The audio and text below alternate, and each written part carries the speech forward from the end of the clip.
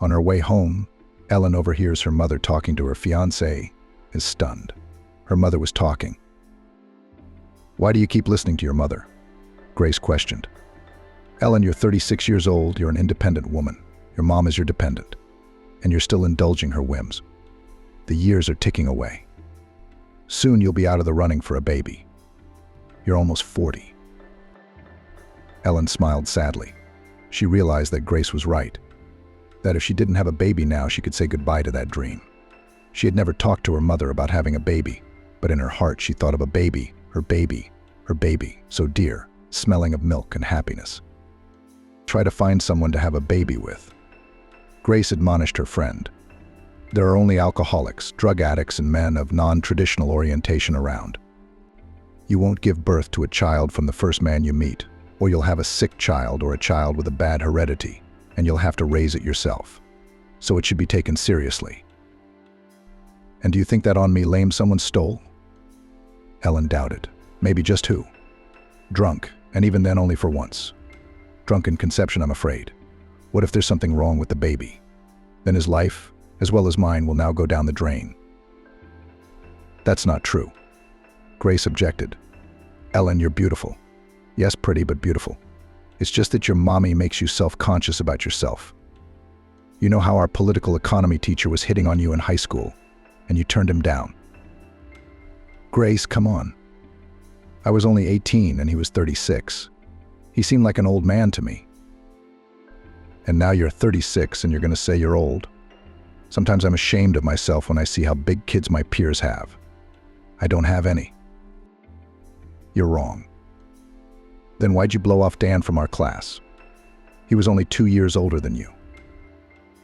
Yeah, Dan and I were in love. But it wasn't until he introduced me to his mom that I found out the first night that she already hated me. I went to offer my help in the kitchen, Ellen continued. And then I was stopped by Dan's mom's words. I overheard them talking. Are you out of your mind? Dan's mom said. Where did you get that ugly girl? What can she do? What can she do? And Dan told her. I don't want anyone else. I love Helene, and I'll marry her. When I heard that, I ran out of the apartment without warning. Do you know, Grace, how much it hurt? Then Ellen sighed. I don't care anymore. I've accepted that married life isn't for me. If normal women can't make a life for themselves, what about me? You didn't tell me about this, Grace said, confused. What's to say, Grace? I know I'm ugly. So what? Dan turned you down right away.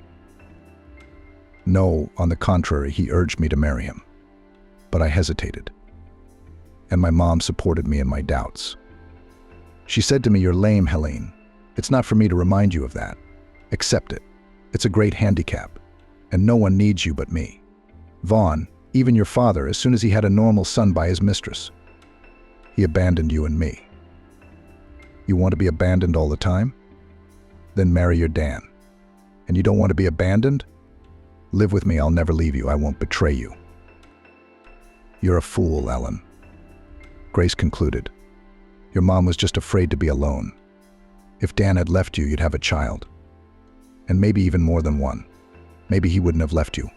What's that supposed to mean? I know I'm an idiot, Ellen nodded. They say you should listen to your parents. They don't give you bad advice. And then I regretted 100 times that I listened to my mom.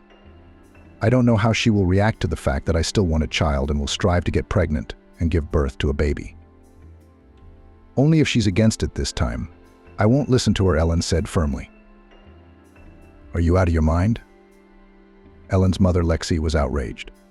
Having a baby at 36, you're without a husband. Only a crazy person would do that. And I am crazy, Ellen retorted. You've been telling me that my whole life.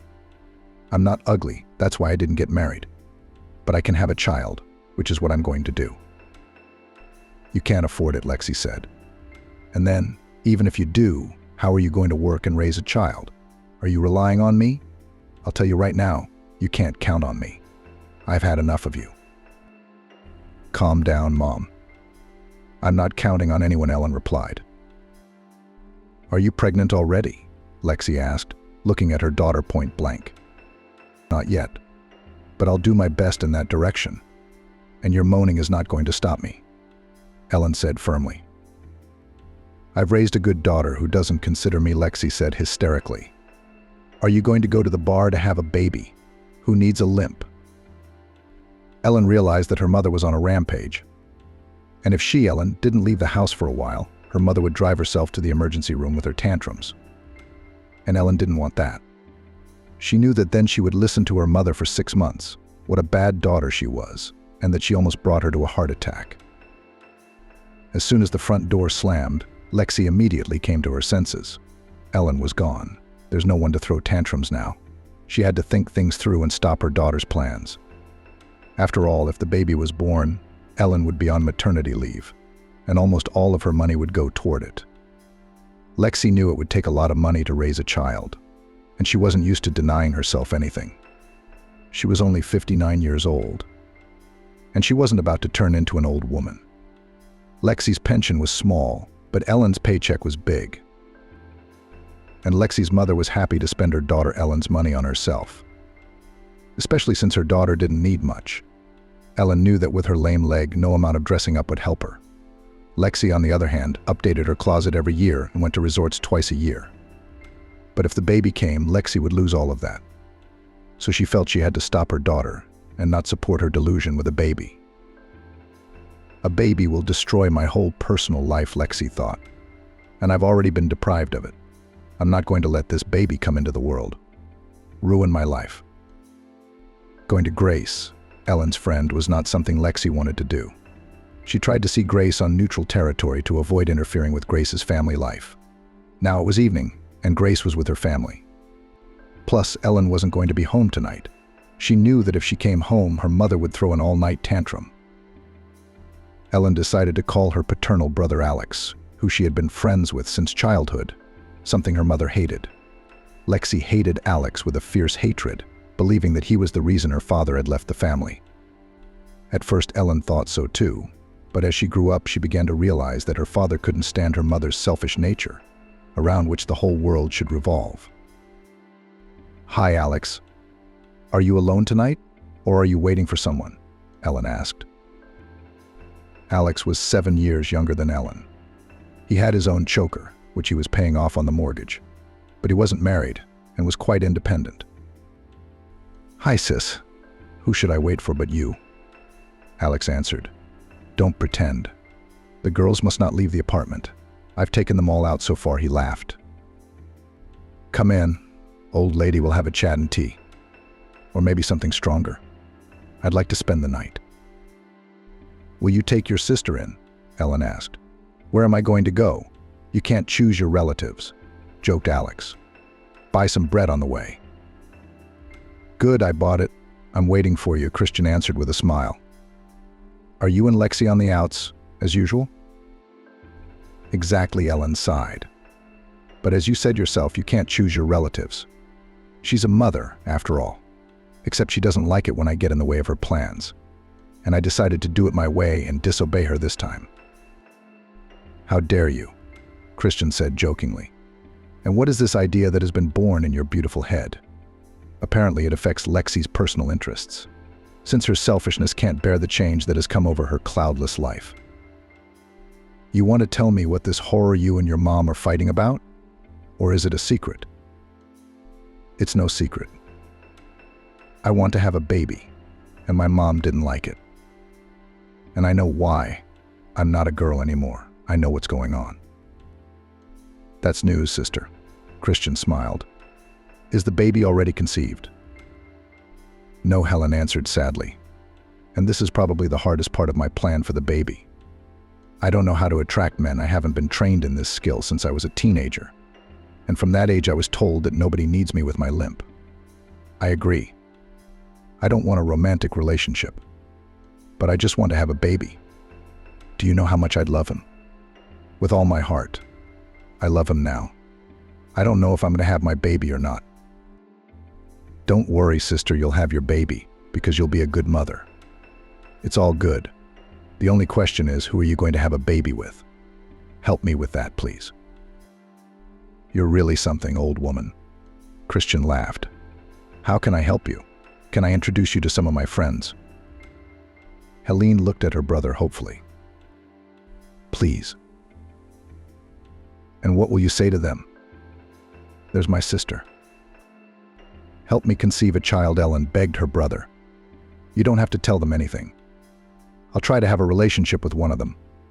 If I can make it work, and the potential father of the baby won't even know he's having a child. You know me, Christian. I'm a man of my word. None of this pleased Christian, and he felt uncomfortable. But Ellen looked at him so hopeful that he couldn't refuse her. All right, he said reluctantly. I'll introduce you, and then you can deal with it yourself. You're back, Lexi said angrily to her daughter.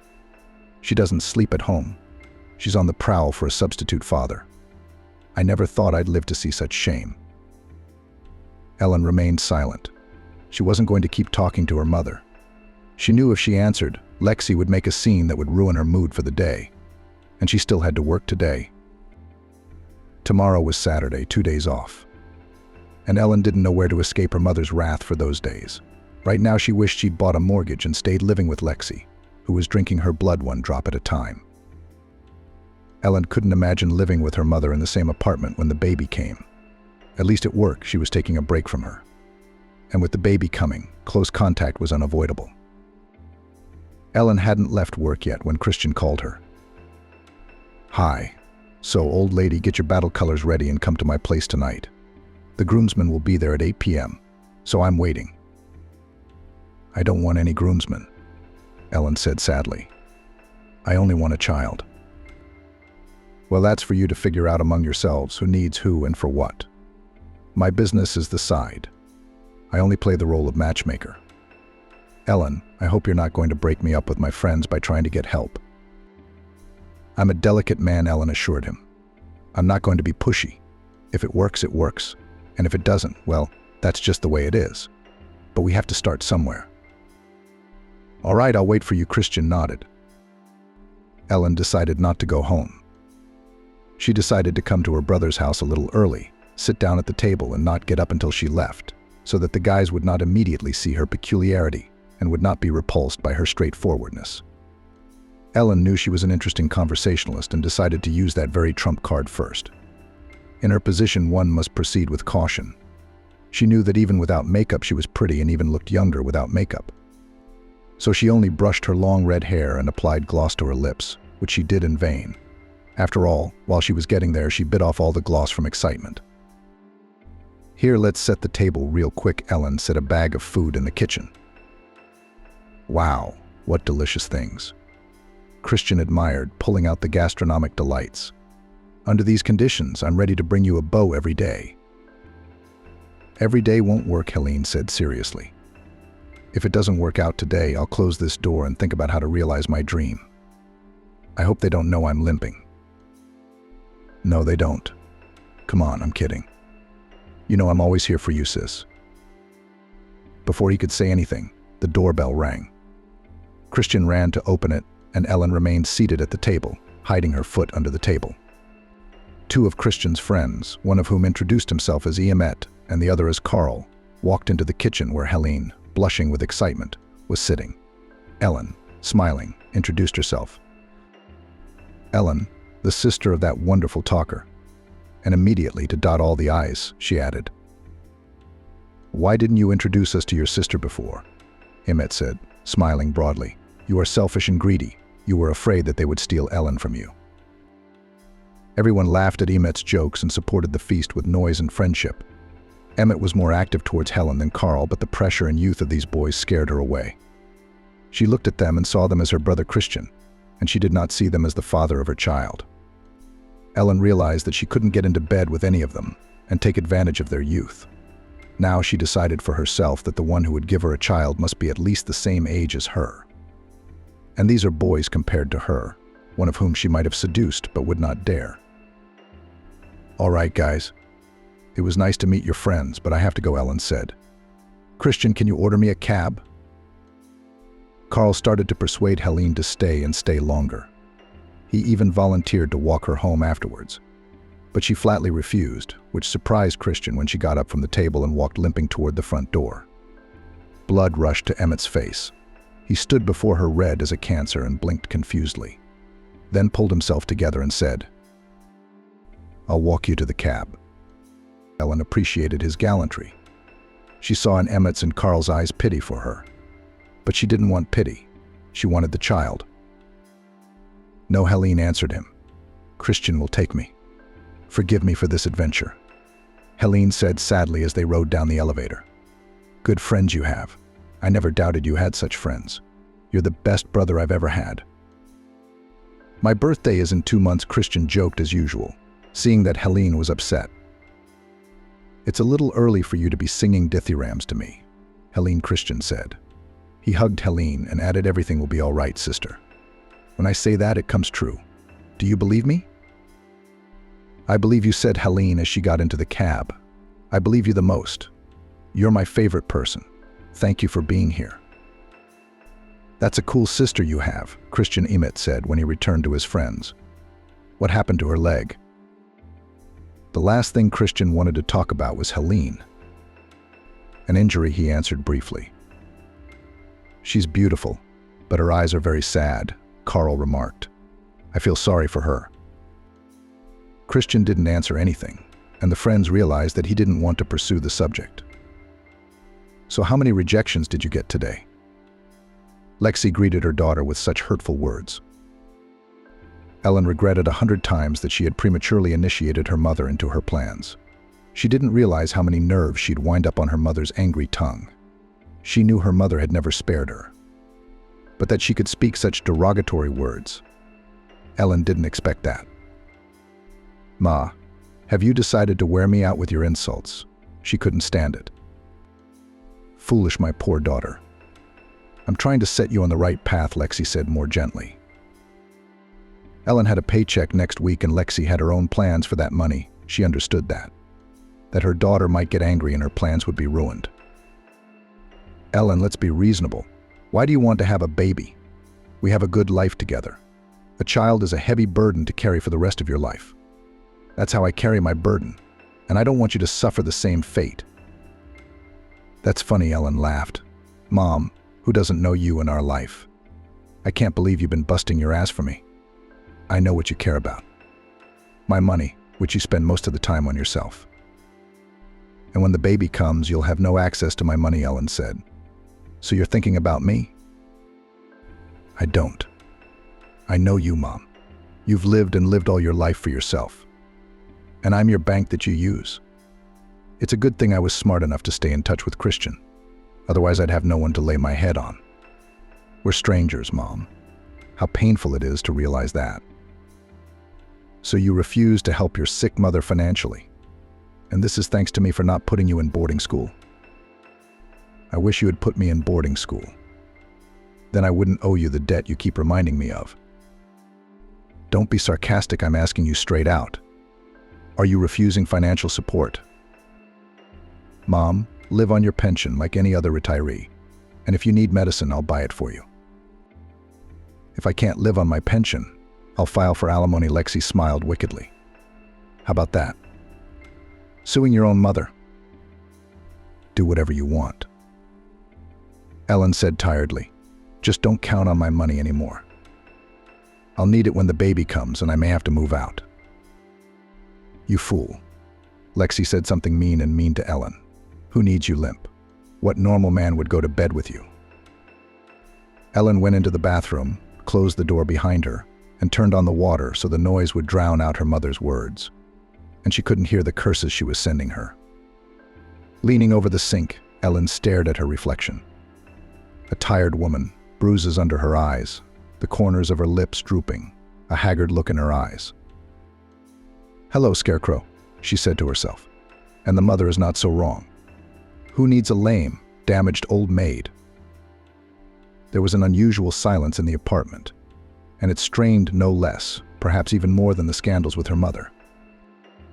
From her mother's behavior, Ellen realized that after her violent remarks, she was silent.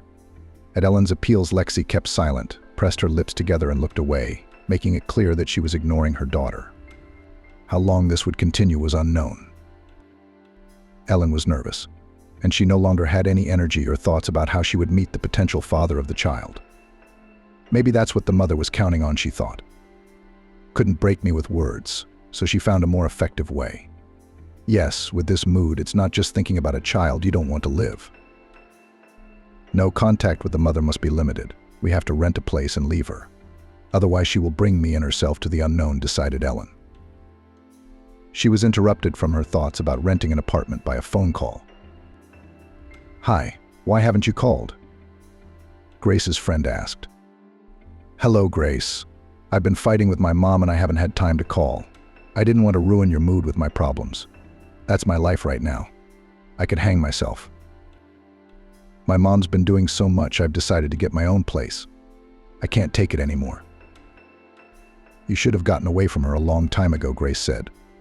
"Maybe you could have had a baby and gotten married. You made the right decision, Ellen. Otherwise, you'll be a servant to your mother for the rest of her life. And your mommy's temper might make you lonely faster. Selfish women like her live a long time. You need help finding an apartment?" "No, I don't. I'm good. How's the baby making going?" It's not going anywhere. I tried to meet a couple friends for that. Yeah, I didn't have the guts. Couldn't connect with the guys. When I think about it, no, it's not for me." "I see," Grace said. "Listen, Ellen, why don't you try IVF? You can get embryos implanted and there's no need to look for them." "Not that, Grace. What if all the embryos survive and I have to choose which one to keep? No and no. And then I want to go through all the stages of motherhood from beginning to end," Ellen said.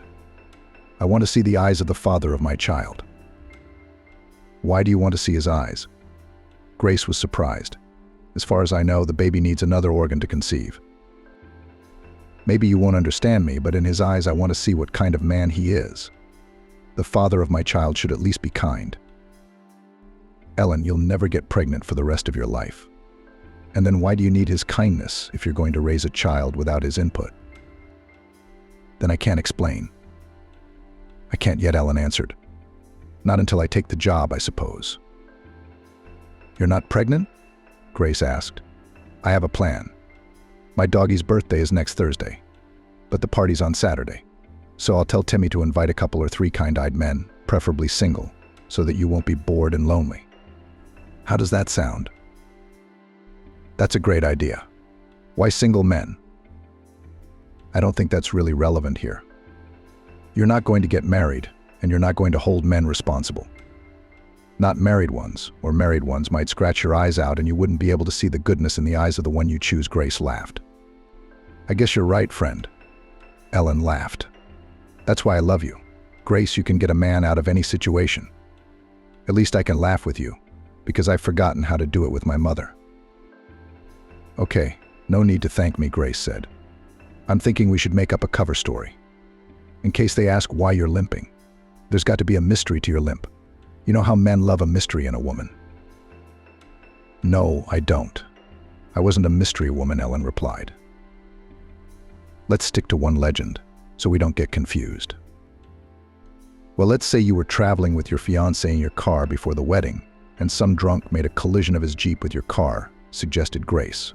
"Your fiancé died on the spot, and you got a leg injury. You loved your fiancé so much that you never remarried. Imagine, every man would want such a mysterious, loyal woman. How's that for a story?" "A bloodier scenario," Ellen laughed. "Well, if it helps, I agree. Just don't tell everyone this legend before the time, but only when absolutely necessary. Maybe we can do without legends." Done. Waiting for a special invitation to the party. Faithful bride Grace laughed.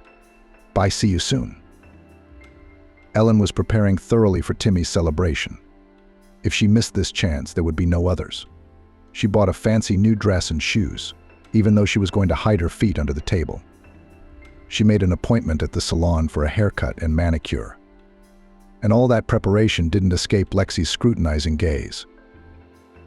"Going hunting, honey," Lexi said Friday. "Make sure you don't miss."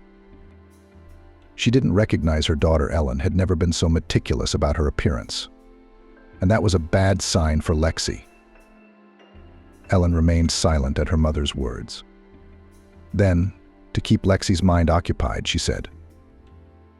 Just so you don't get so annoyed, Mom. I'm moving out on Sunday. It's about time we got our own place. Lexi's eyes darted around. Her mouth opened and closed, but she couldn't get a word out. Just drink some water and calm down, Ellen said. And let's not get into this. It's irrevocably settled. Lexi took a sip of water and sat back in her chair. Tears were streaming down her cheeks. The grooming had evaporated somewhere, and almost 60 years read on her face. In that moment, Ellen felt unbearably sorry for her mother. But she realized that if she gave in to pity, her hell with her mother would continue. Ellen, like her friend, arrived at Timmy's birthday party early. She congratulated the birthday boy, helped Grace set the table, and sat down at that table, hiding her feet in her new shoes and her gait underneath. But only temporarily. After all, you can't hide a flaw like that. As soon as she got up from the table and walked, everyone would see her limping, leaning on her left foot. And no fancy dress or pretty shoes will help her. But there was still hope for a positive result in Ellen's soul. Her cheeks were flaming with excitement, her freckles gave her face a childlike innocence, and her long red hair was scattered over her shoulders. Helene's hair was always like that when she was excited. It was out of place. She's good, Grace said. If I were a man, I'd love you right here on this table. Ellen blushed even more. What do men look at? They look at their feet, and I'm not in the best shape. Forget about your legs tonight. Relax and attract men. You've got what it takes. Don't worry, I'm here for you. I got your back, girl. At Timmy's birthday party, there were 3 couples and 2 strange men. Ellen noticed one of them right away. He was the one she should favor. Greg the man introduced himself as a handsome man who looked like a catcher. And for you, just Gosha. He smiled with all his magnificent teeth. He obviously knew that the ladies loved his smile. For the father of my child, he's suitable, Ellen thought. Handsome. Which means the baby will be handsome too. There's bravado and brazenness in his eyes, confidence in his irresistibility. But no anger. Let's see what happens next. Looks like they don't miss a single skirt. I hope he doesn't miss mine. The other was a little worried and clearly had some complexes, but his face was pleasant. He smiled at Ellen and introduced himself.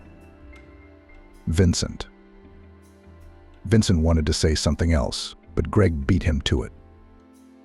And you, Helene? Yes, Helene smiled. Helene is as beautiful as a fairy tale, Greg said, and sat down at the table next to her. Not only beautiful, said Grace, but also wise.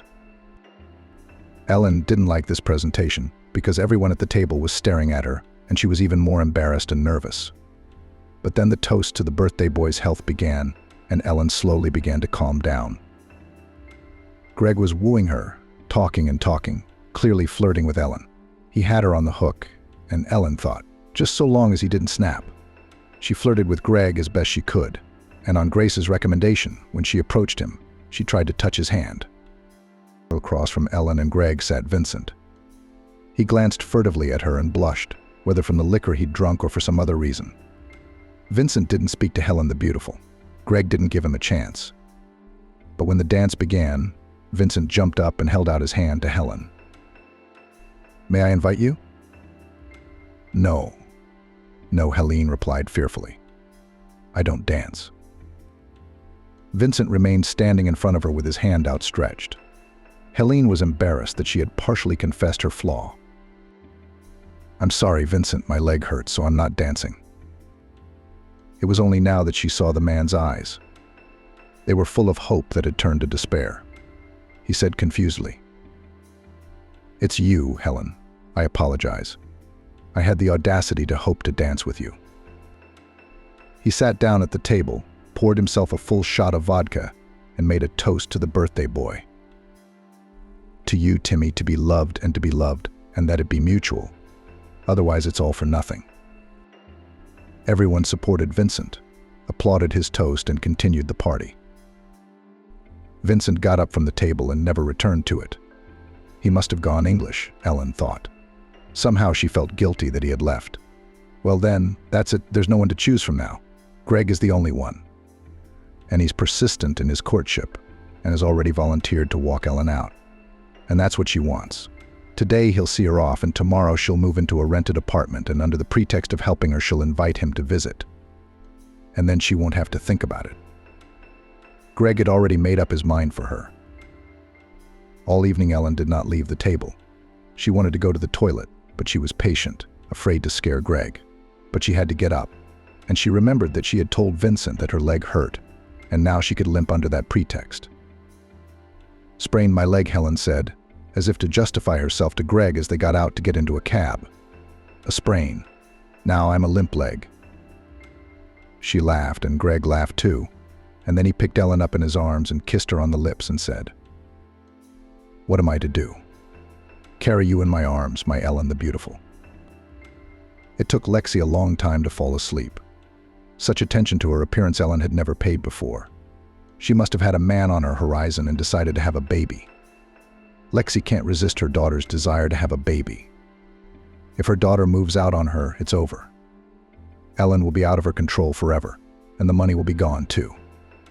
And what will she be able to afford in retirement? Nothing. And if her daughter stays with her, she'll have to pay the utilities and buy groceries. She's not going to take a bite out of her mom's mouth, and Lexi would save her pension for a vacation. She didn't see any other way out. She had to stop her daughter from leaving her. Tomorrow, Lexi decided I would cry and beg her to stay with me. I'll push pity, Lexi thought, and Ellen, the pitying one, will cool down. She wouldn't be so adamant. So far, Lexi had managed to manipulate her daughter, so she didn't give up hope. Sleep wouldn't come with the worry that she could lose everything. Absolutely everything she could afford. Her throat was already dry. She went to the kitchen for a drink of water. The window was open, and she heard a car pull up to the driveway. Lexi looked out and saw it was a cab with a man jumping out of it. He walked around the car, opened the back door, gave someone a hand, and Ellen stepped out of the car. The man put his arm around Ellen and pulled her to him. What was moving Lexi? She quickly threw on a robe, sprinting out to the entryway. The man was kissing Ellen. She was hugging him. "Oh, Lexi," the young man exclaimed when he saw her. Ellen and he flinched and recoiled from each other. The young man stepped closer. "Lexi," he said, "I hope you have serious intentions for my lame daughter, or are you just trying to make fun of her?"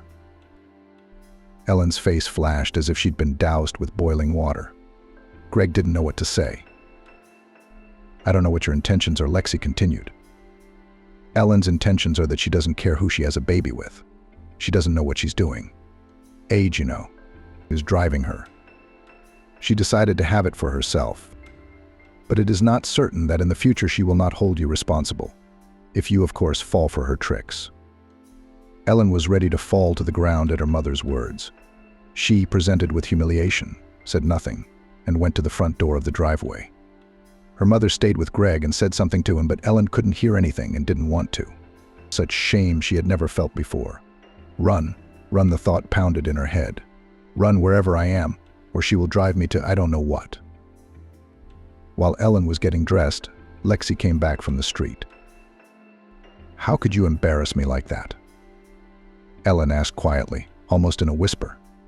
There was a lump in her throat that prevented her from not only speaking, but even breathing. "A daughter." Lexi suddenly burst into tears. "Maybe I'm not so right, but I don't want you to get hurt later. The world of men is so cruel." Lexi rushed to hug her daughter, but Ellen pushed her away. "Get your hands off me," she said. "Don't come near me. I'm so tired of you." With these words, Helene went to the bathroom, turned on the water so she wouldn't hear her mother's wailing, and, as always, asked her reflection in the mirror. "Well, are you happy that you found a contender for the baby's father? It was your last chance to realize your dream after all." She grabbed a heavy glass soap dish and threw it at the mirror. The mirror shattered and the shards sprinkled at Ellen's feet. She picked up one shard and brought it to her hand where the blue wreath pulsed. "Now interrupt that mole, too. There will be nothing, no limp leg, no pain, no shame, and there would be no baby." Someone was breaking at the door, shouting something, but Ellen didn't hear. Thoughts of the baby stopped her for a second. Nausea came to her throat, and she leaned over the sink. She threw up. She gripped the mirror shard so tightly she hurt her hand. Blood dripped into the sink. Her thoughts blurred, but thoughts of her baby kept her from following through. Her baby, who was in her thoughts, was now saving her. And Ellen suddenly realized that he was saving her so she could give him life. My baby, she whispered. Tears rolled down her cheeks in hail. The tension eased. She opened the door and stepped out. The horror. Lexi gasped. Who's going to buy a mirror now? No one, Ellen replied. Here's what happened next. Ellen went to her room and propped the door open with a bulky chair to keep her mother out. She had been packing since morning. By 9 o'clock a cab was to arrive, and that was it. Goodbye to the past life. Hello, new one, Ellen thought. For a fee, the cab driver helped her carry her things into the rented apartment. Then Katya called. Well, tell me about it. She poured questions. Did the bow fall for you like a boy? Even your legends did not need? How? His eyes are kind or not, laughed friend. Katya, I'm already in the new apartment I rented. Do you want to come to my place and celebrate the housewarming? I'll pick up a cake. Vasya, don't talk to me like that. I don't care about your cake. What I'm interested in is, did our plan work? Why aren't you talking? Vasya, are you crying? Did he hurt you? I'll be right over, send me the new address. An hour later, Katya showed up on the doorstep with a bottle of cognac and started praising Greg without any preamble. What a freak. You can't say that. Now we'll treat your stress. And she put the bottle on the glass coffee table. Do you have glasses for this drink in the house? I don't know yet. We'll see, Ellen answered. Katya stirred up the cognac. And you need a double dose, she decided. Men's offenses are cured only with a double dose of cognac. Can you believe me? I've taken a lot of shit from men. Oh, I've got a lemon in my bag and a chocolate bar, a noble snack for cognac. Soon they were getting tipsy, and it was getting easier. Drinking cognac, taking it as a medicine for the soul. Ellen told Catherine how her mother had embarrassed her in front of Greg. Wow, stretched Katya. Why do you put up with it, Vasya? Immediately expel yourself from your mother. Do you realize what she's driven you to? To suicide? Come on, let's have another round. It's a stress reliever. Okay, men, to hell with them. But your own mother doing this to you. It's unbelievable. I'm already drunk, Helene laughed. Helene was already smiling. The medicine is working. Let's have another drink, Grace suggested. That's enough. Just eat your appetizer. Why did Ellen obey Grace? She didn't know, but the cognac made her feel better. You see, Grace, it was my last chance, she sighed. What am I supposed to do now? What you need to do now is calm down, get some rest, clean yourself up. I'll figure something out. I'll check things out with Stas. Maybe Greg isn't such a hopeless case. Maybe everything can be fixed. I tried to encourage my friend. We can still fight. I'm not a village, Ellen muttered sullenly. You didn't sleep last night, did you? Grace asked. Not much. Well, that's fine. There's a warm bed here with fresh linen. Get some sleep now. I'll call you tonight. I've got to go home now, or Timmy's going to give me a hard time. Then I'll have to be treated. Grace laughed and walked out. Ellen woke up around 4 in the evening. Strangely enough, there was no sign of a hangover. She felt rested and alert. She hadn't had time to clean up since this morning, so she started it now. Tomorrow was work. The weekend was over. Ellen realized she was content not to see or talk to her mother. She remembered that when Grace left, she'd put her phone on silent. As soon as she turned it on, it rang. Mom popped up on the screen. So many calls from her mother during the day that Ellen didn't even bother counting them. She pressed disconnect and blocked her mother from the phone. Not now, Ellen thought. I can't even hear her voice.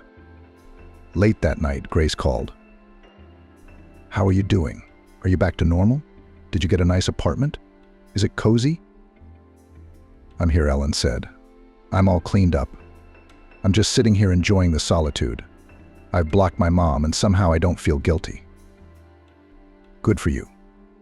Take a break from each other and keep your toxic mom at a distance. Grace continued. Well, I'll tell you what, Ellen. Don't you relax at all. Get yourself some fancy clothes for your closet. Get some masks, some creams. Take care of yourself. You and I are on the path to cloudless love. We'll figure out what to do next. We women are the kind of people who don't just give up. You'll have a child, I'm telling you. I won't be me if we don't find you a man with kind eyes. Any other wishes, Helena the Beautiful? Grace laughed. No more, laughed Helen, except to come with me to the store and help me choose a closet. That would be my pleasure. I love shopping, even if it's not for myself. So, Ellen, are you ready to go to the beauty ball? Well, what ball? Ellen was surprised. Grace, couldn't you think of something more appropriate for me? What kind of ball would I go to with my legs? Wait, have you seen the movie Cinderella? What does that have to do with it? It does. So when I'm in a bad mood or depressed, I watch this fairy tale. By the way, I recommend it for self-esteem. It's exactly what all women should watch. I don't get it, Ellen said, confused. But look, Cinderella there all the time doing something, cooking. In short, working like a slave in the galleys.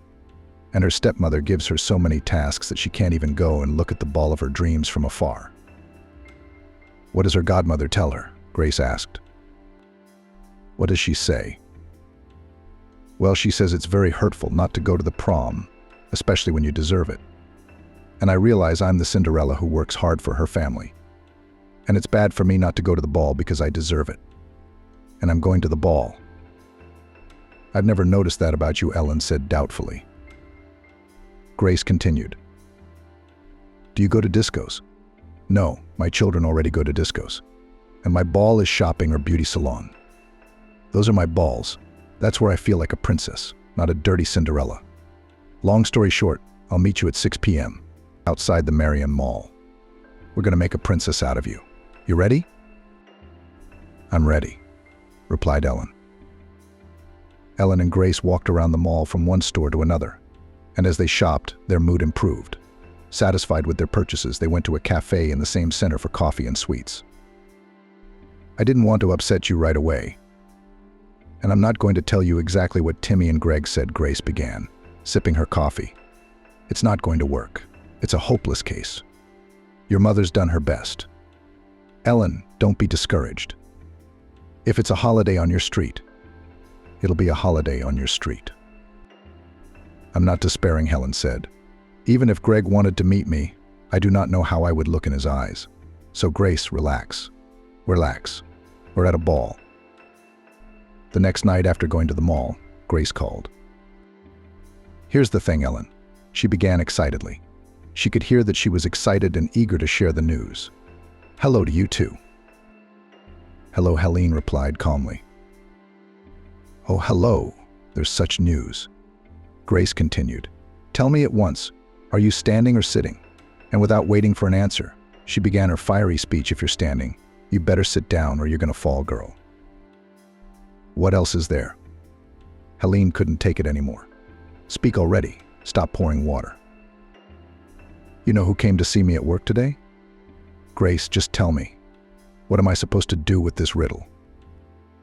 Vincent came by, and he came for you. Ellen had a picture of Vincent standing in front of her with his hand out. What do you mean, for my sake?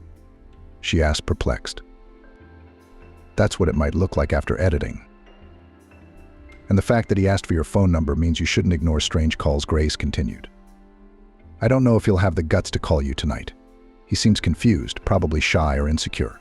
Well, just like you. I didn't want to give him your number at first. I thought I'd get it from you. Whether I could or not, he insisted, Grace said. I don't get it now, Ellen said. You just said he was shy or insecure, and suddenly he was pushing you. And he said to me as soon as I saw Ellen, I knew she was my woman. Please, Grace, help me. I have a lot to say to her, that's how he put it. Is it possible to say things like that? Ellen's cheeks flared as if she'd gotten too close to the flames. Her heart raced with excitement. Could a man really like her? And not just for one night. She didn't believe it, but she wanted to believe it. "Why don't you say something, Helene?" "Or don't you like his eyes?" Grace asked. "Grace, I'm so confused right now," Ellen smiled to herself. "His eyes are kind but sad. Can anyone really like me?" "You both have kind but sad eyes. Maybe that's why you need each other," Grace said thoughtfully. "Listen to me, Ellen. He doesn't just like you. Do you hear me, Ellen? He said he's sure you're his woman.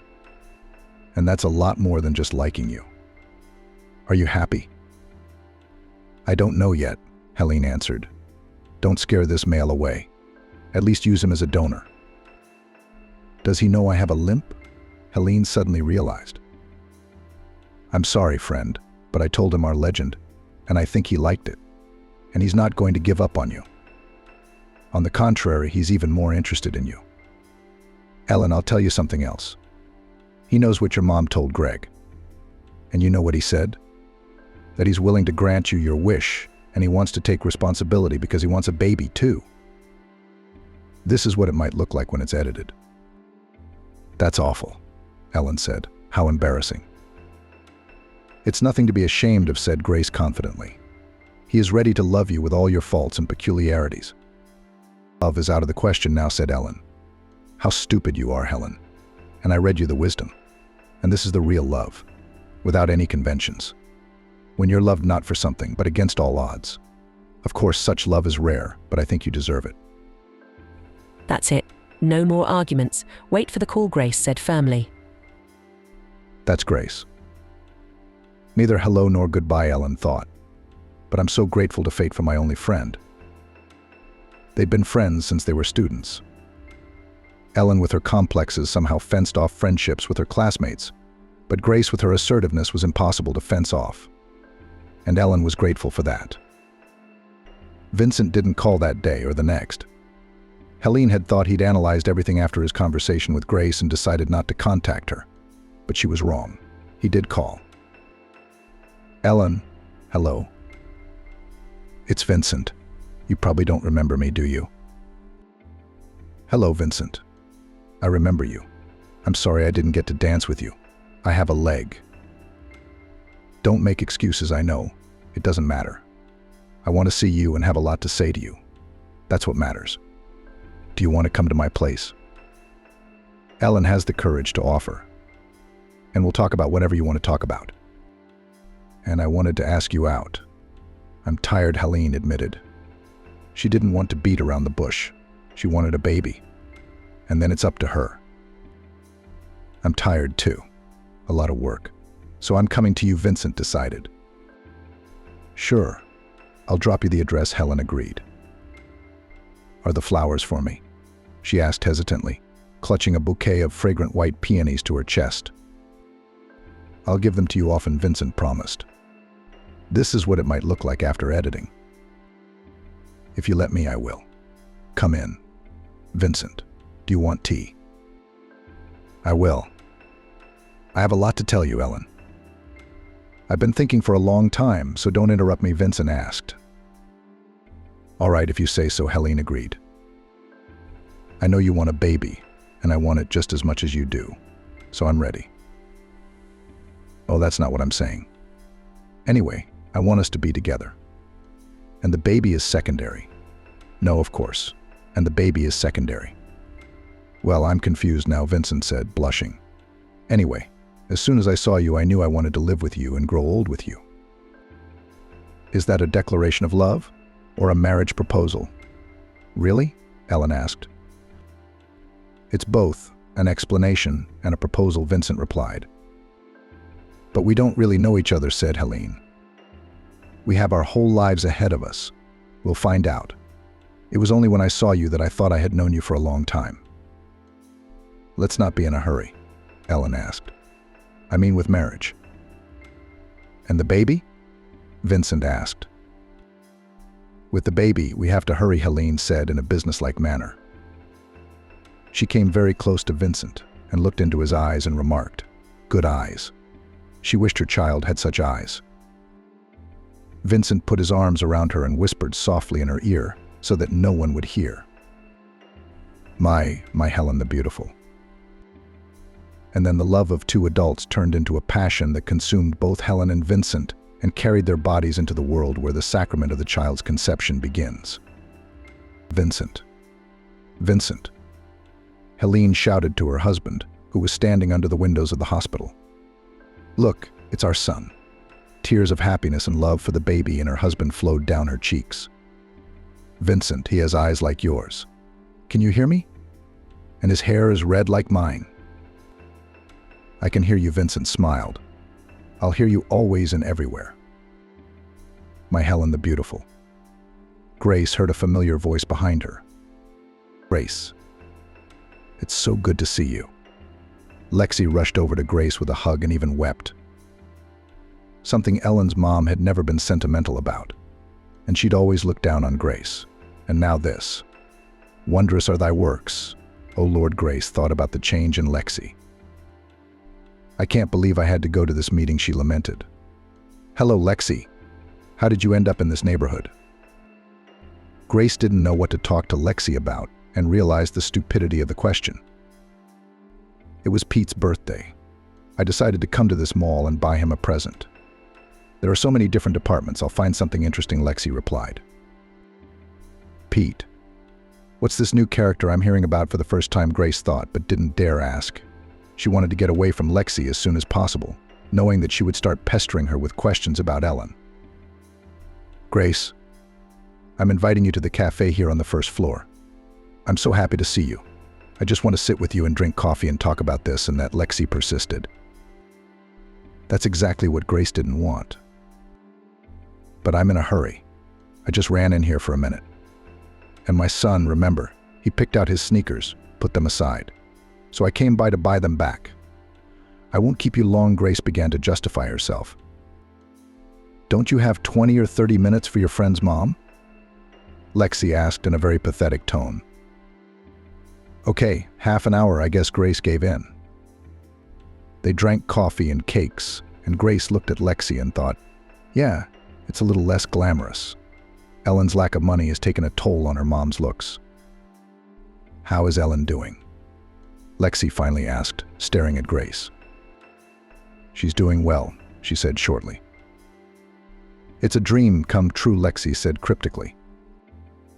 It has. Lexi continued. Ellen's son is so cute and funny. And then Grace burst into tears. A redhead like Ellen. I love him. And his name is Alex. She named him after her father who left her. Grace didn't know what to say to Lexi.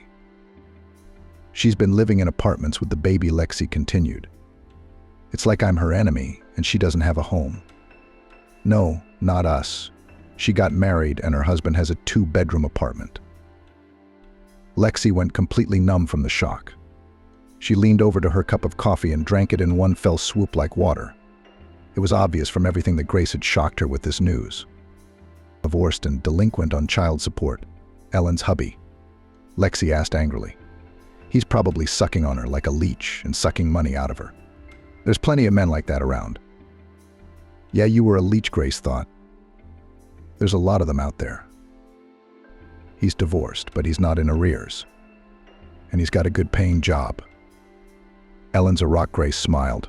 I'm so happy for her. You've added fuel to the fire, Grace thought. Lexi suddenly burst into tears, almost to the point of tears. She left her old mom and she's living in chocolate and doesn't even think about me. Maybe I'm starving. Maybe I need medicine. Maybe I'm not alive anymore. She wailed. Something doesn't fit with Lexi being in as much distress as she describes, Grace thought. She came to an expensive mall to get a gift and invited me to a coffee shop. Don't cry, Lexi, you should be happy that Ellen is doing well, Grace reassured her. And is she? Lexi persisted. How does she live with not talking to her mother and Grace? Grace wanted to tell her that everything was fine without her. But she didn't dare. You never know what Lexi's going to say when she hears that. Married me, huh? You had to get married, Lexi said in a high-pitched tone. And at my age, why should I? Congratulations. Grace was genuinely surprised. It's wonderful. You're not alone. You have support, Grace said. God forbid I have support, Lexi said. But I didn't have a choice. I had to get married. I guess you could say Ellen pushed me into it. Is he a bad man? Alcoholic, greedy? Hurt you? Grace was now curious about Lexi's husband. He's ex-military, retired colonel. But as you know, there's no such thing as ex-military. No, he's not a drunk. He's not greedy. His pension is good. We live at my place. We also rent his apartment. It's okay. But I live like I'm in the army, Grace. Anything goes wrong, all I hear is, stand down, round and round. Grace could barely contain her laughter. That's exactly the kind of husband Lexi needed to put the brakes on her hubris and selfishness. He's used to being in charge. Now he's got me under his command. Lexi kept complaining. He's nagging me about not talking to Ellen. And it's not easy for me to be in a quarrel with Ellen. My son and grandchildren come to see me, but my daughter doesn't. Grace, I beg you, please help us to reconcile with Helen.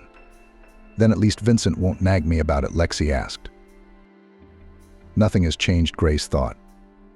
Even now, Lexi's not thinking about her daughter and grandchild, but about making sure Vincent doesn't nag her for fighting with her daughter. Tell her to call me and I'll be waiting. Help me, Grace. I'll try, but I can't promise anything. I'm afraid you've pushed her too far away from you. We have to take the first steps toward each other, and I'm ready. I just don't have her contacts. Otherwise, Vincent would have dragged me to Helen, Grace said. Vincent was intriguing her more and more. She couldn't resist asking. How did you meet your husband? At the resort. I'd been seeing him for 6 years. He's a widower and kept trying to marry me. But I kept putting it off, Lexi explained. I knew a man was a lot of work, Grace snickered. And you're not used to hard work. All right, well, it was good to see you, she changed her tone. I'll tell Ellen I saw you and that you're waiting for her call. Goodbye, Lexi. I'll be waiting, Lexi shouted after her. Well, Ellen, we should call Mom, Grace pondered. She's going to be waiting, no matter what. I'm afraid, Ellen admitted. I'm afraid she might ruin what I have now. I feel sorry for her, and I have often thought of reconciliation. And Vincent says you can't choose your mothers, you have to reconcile.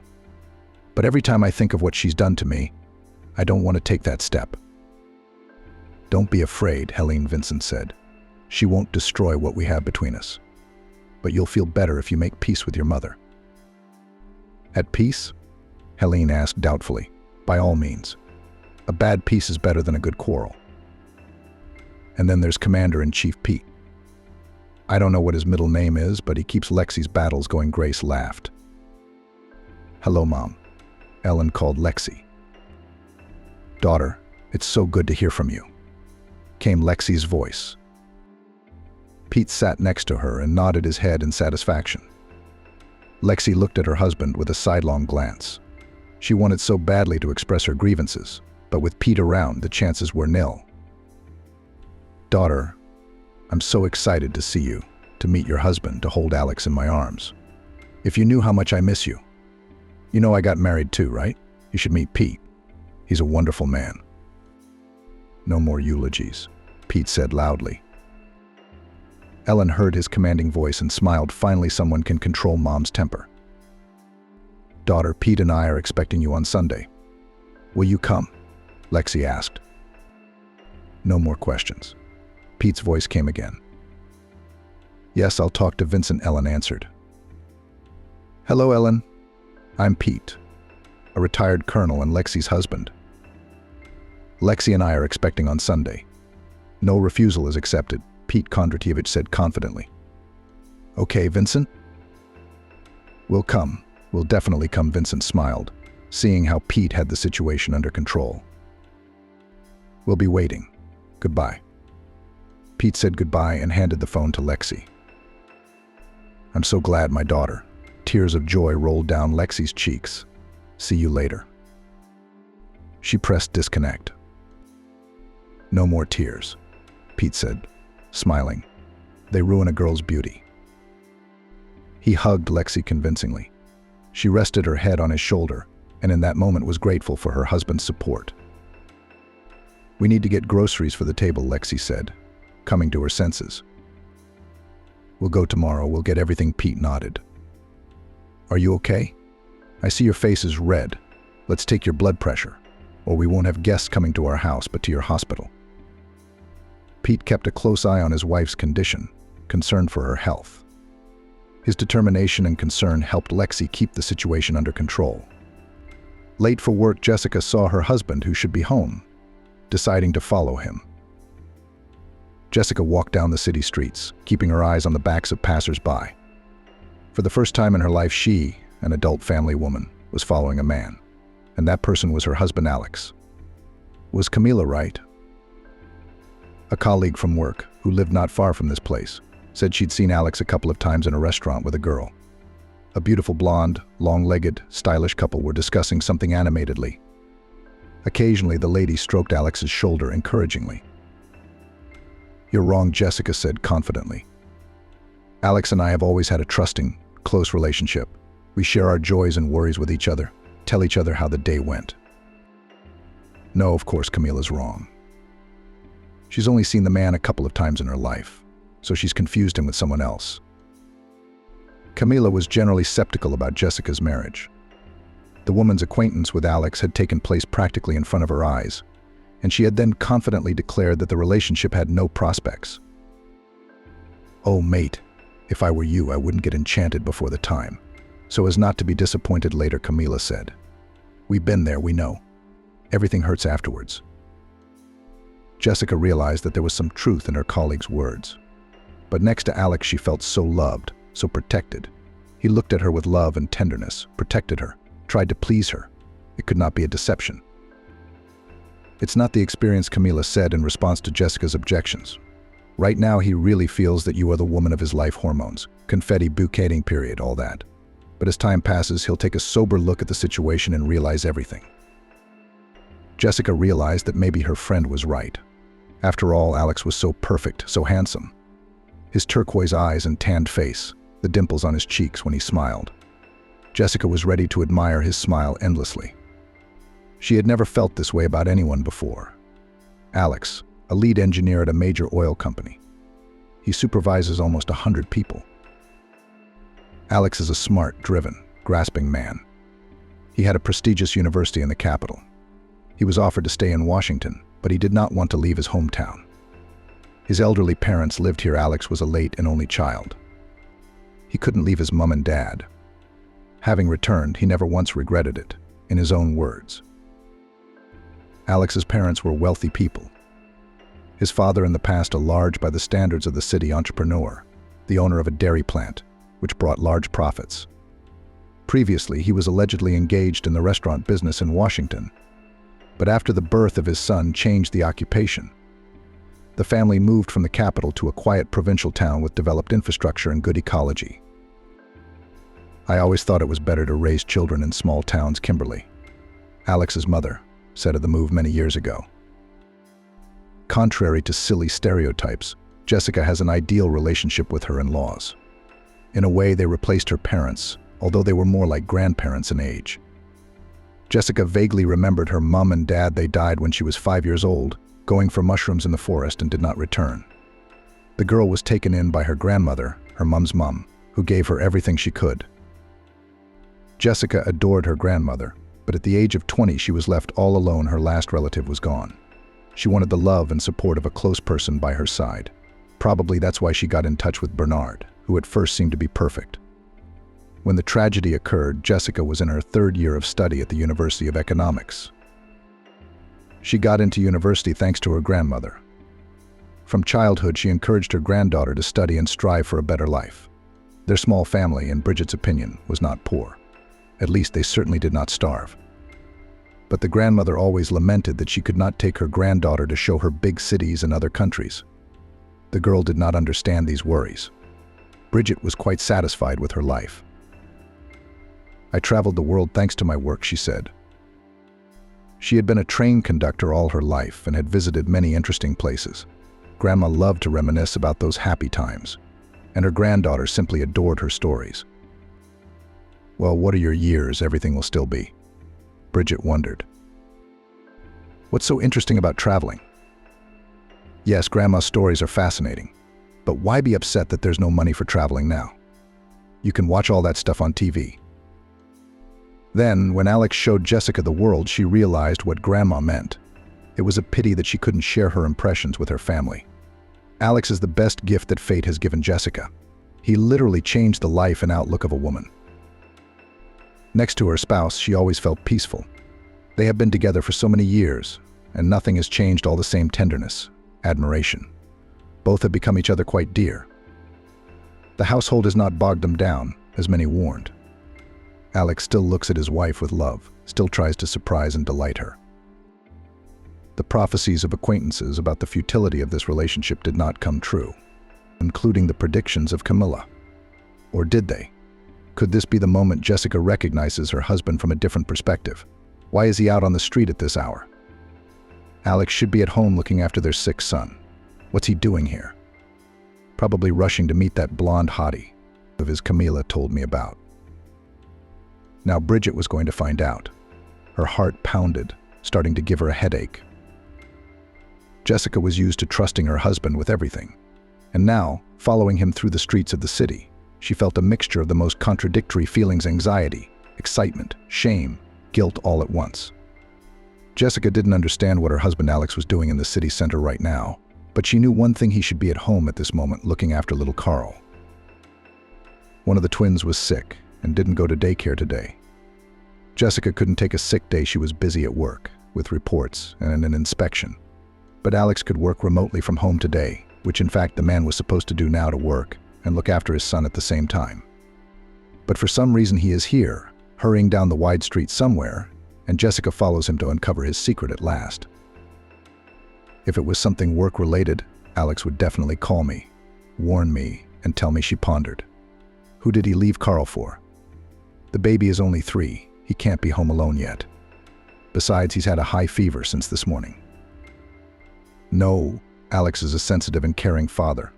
He adores his children and would never leave any of them in danger. Surely someone is with Carl right now, a nanny or grandmother, Alex's mother. But why doesn't she, Jessica, know about this? And why was Alex suddenly here, in the center of town? His company's office is about 10 kilometers away, and Alex looks kind of weird. The man always goes to work in trousers and a shirt. There is a strict dress code. Now Alex was wearing jeans and a t-shirt. Jessica couldn't remember these things in her husband's wardrobe. Either something new, or on the contrary old and therefore long forgotten clothes. Strange, of course. Alex never liked jeans and t-shirts. He preferred other, not brightly colored things. Right now he was wearing an orange polo. It was even more confusing. Jessica followed her husband's footsteps, noting more and more strange details: tattered trainers of an unknown brand. Strange, her husband Alex favored name brands. Not out of snobbery, no, that was not in the man's character at all. Despite his high earnings and brilliant career, just branded quality things were more comfortable for him. Where did he get those sneakers from the market? And in general, Alex looked different, a different look. Light stubble on his usually smoothly shaven face and tiredness. But of course it was Alex Push.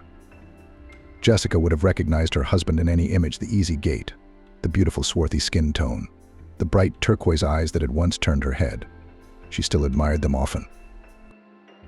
Alex kept walking forward, Jessica behind him. Why was he traveling on foot? His husband usually traveled by car. He wasn't particularly fond of walking. Jessica was already late for work.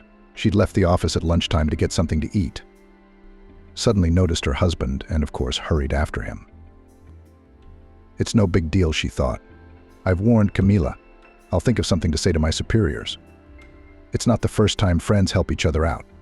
Camilla will cover. There's nothing to worry about.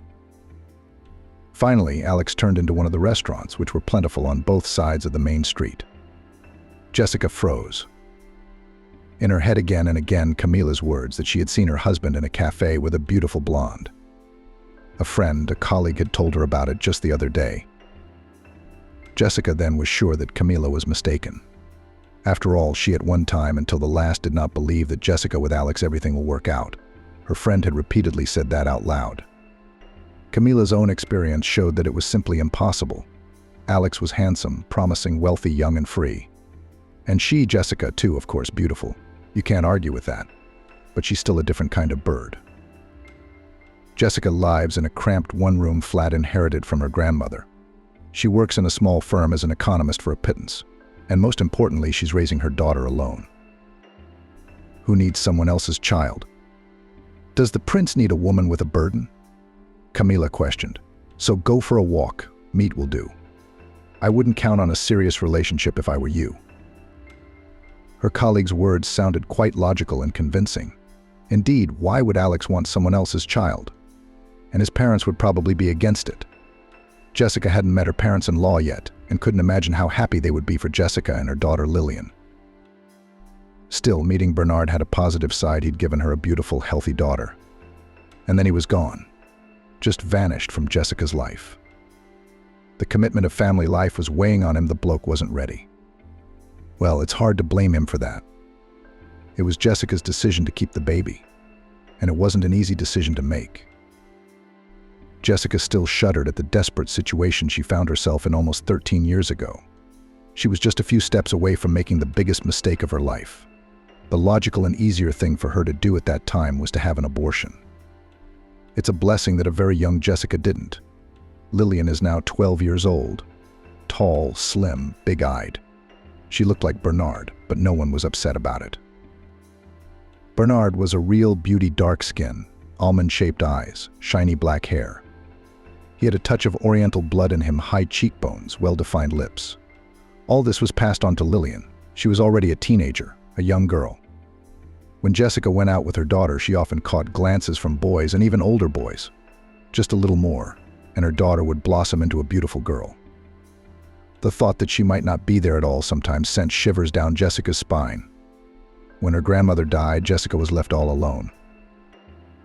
Jessica had been an adult for a long time, 20 years old, after all. But in fact, the girl felt almost a child. Her grandmother always took care of her, cooked delicious dishes for her granddaughter, calmed her down, even woke them up in the mornings at the university.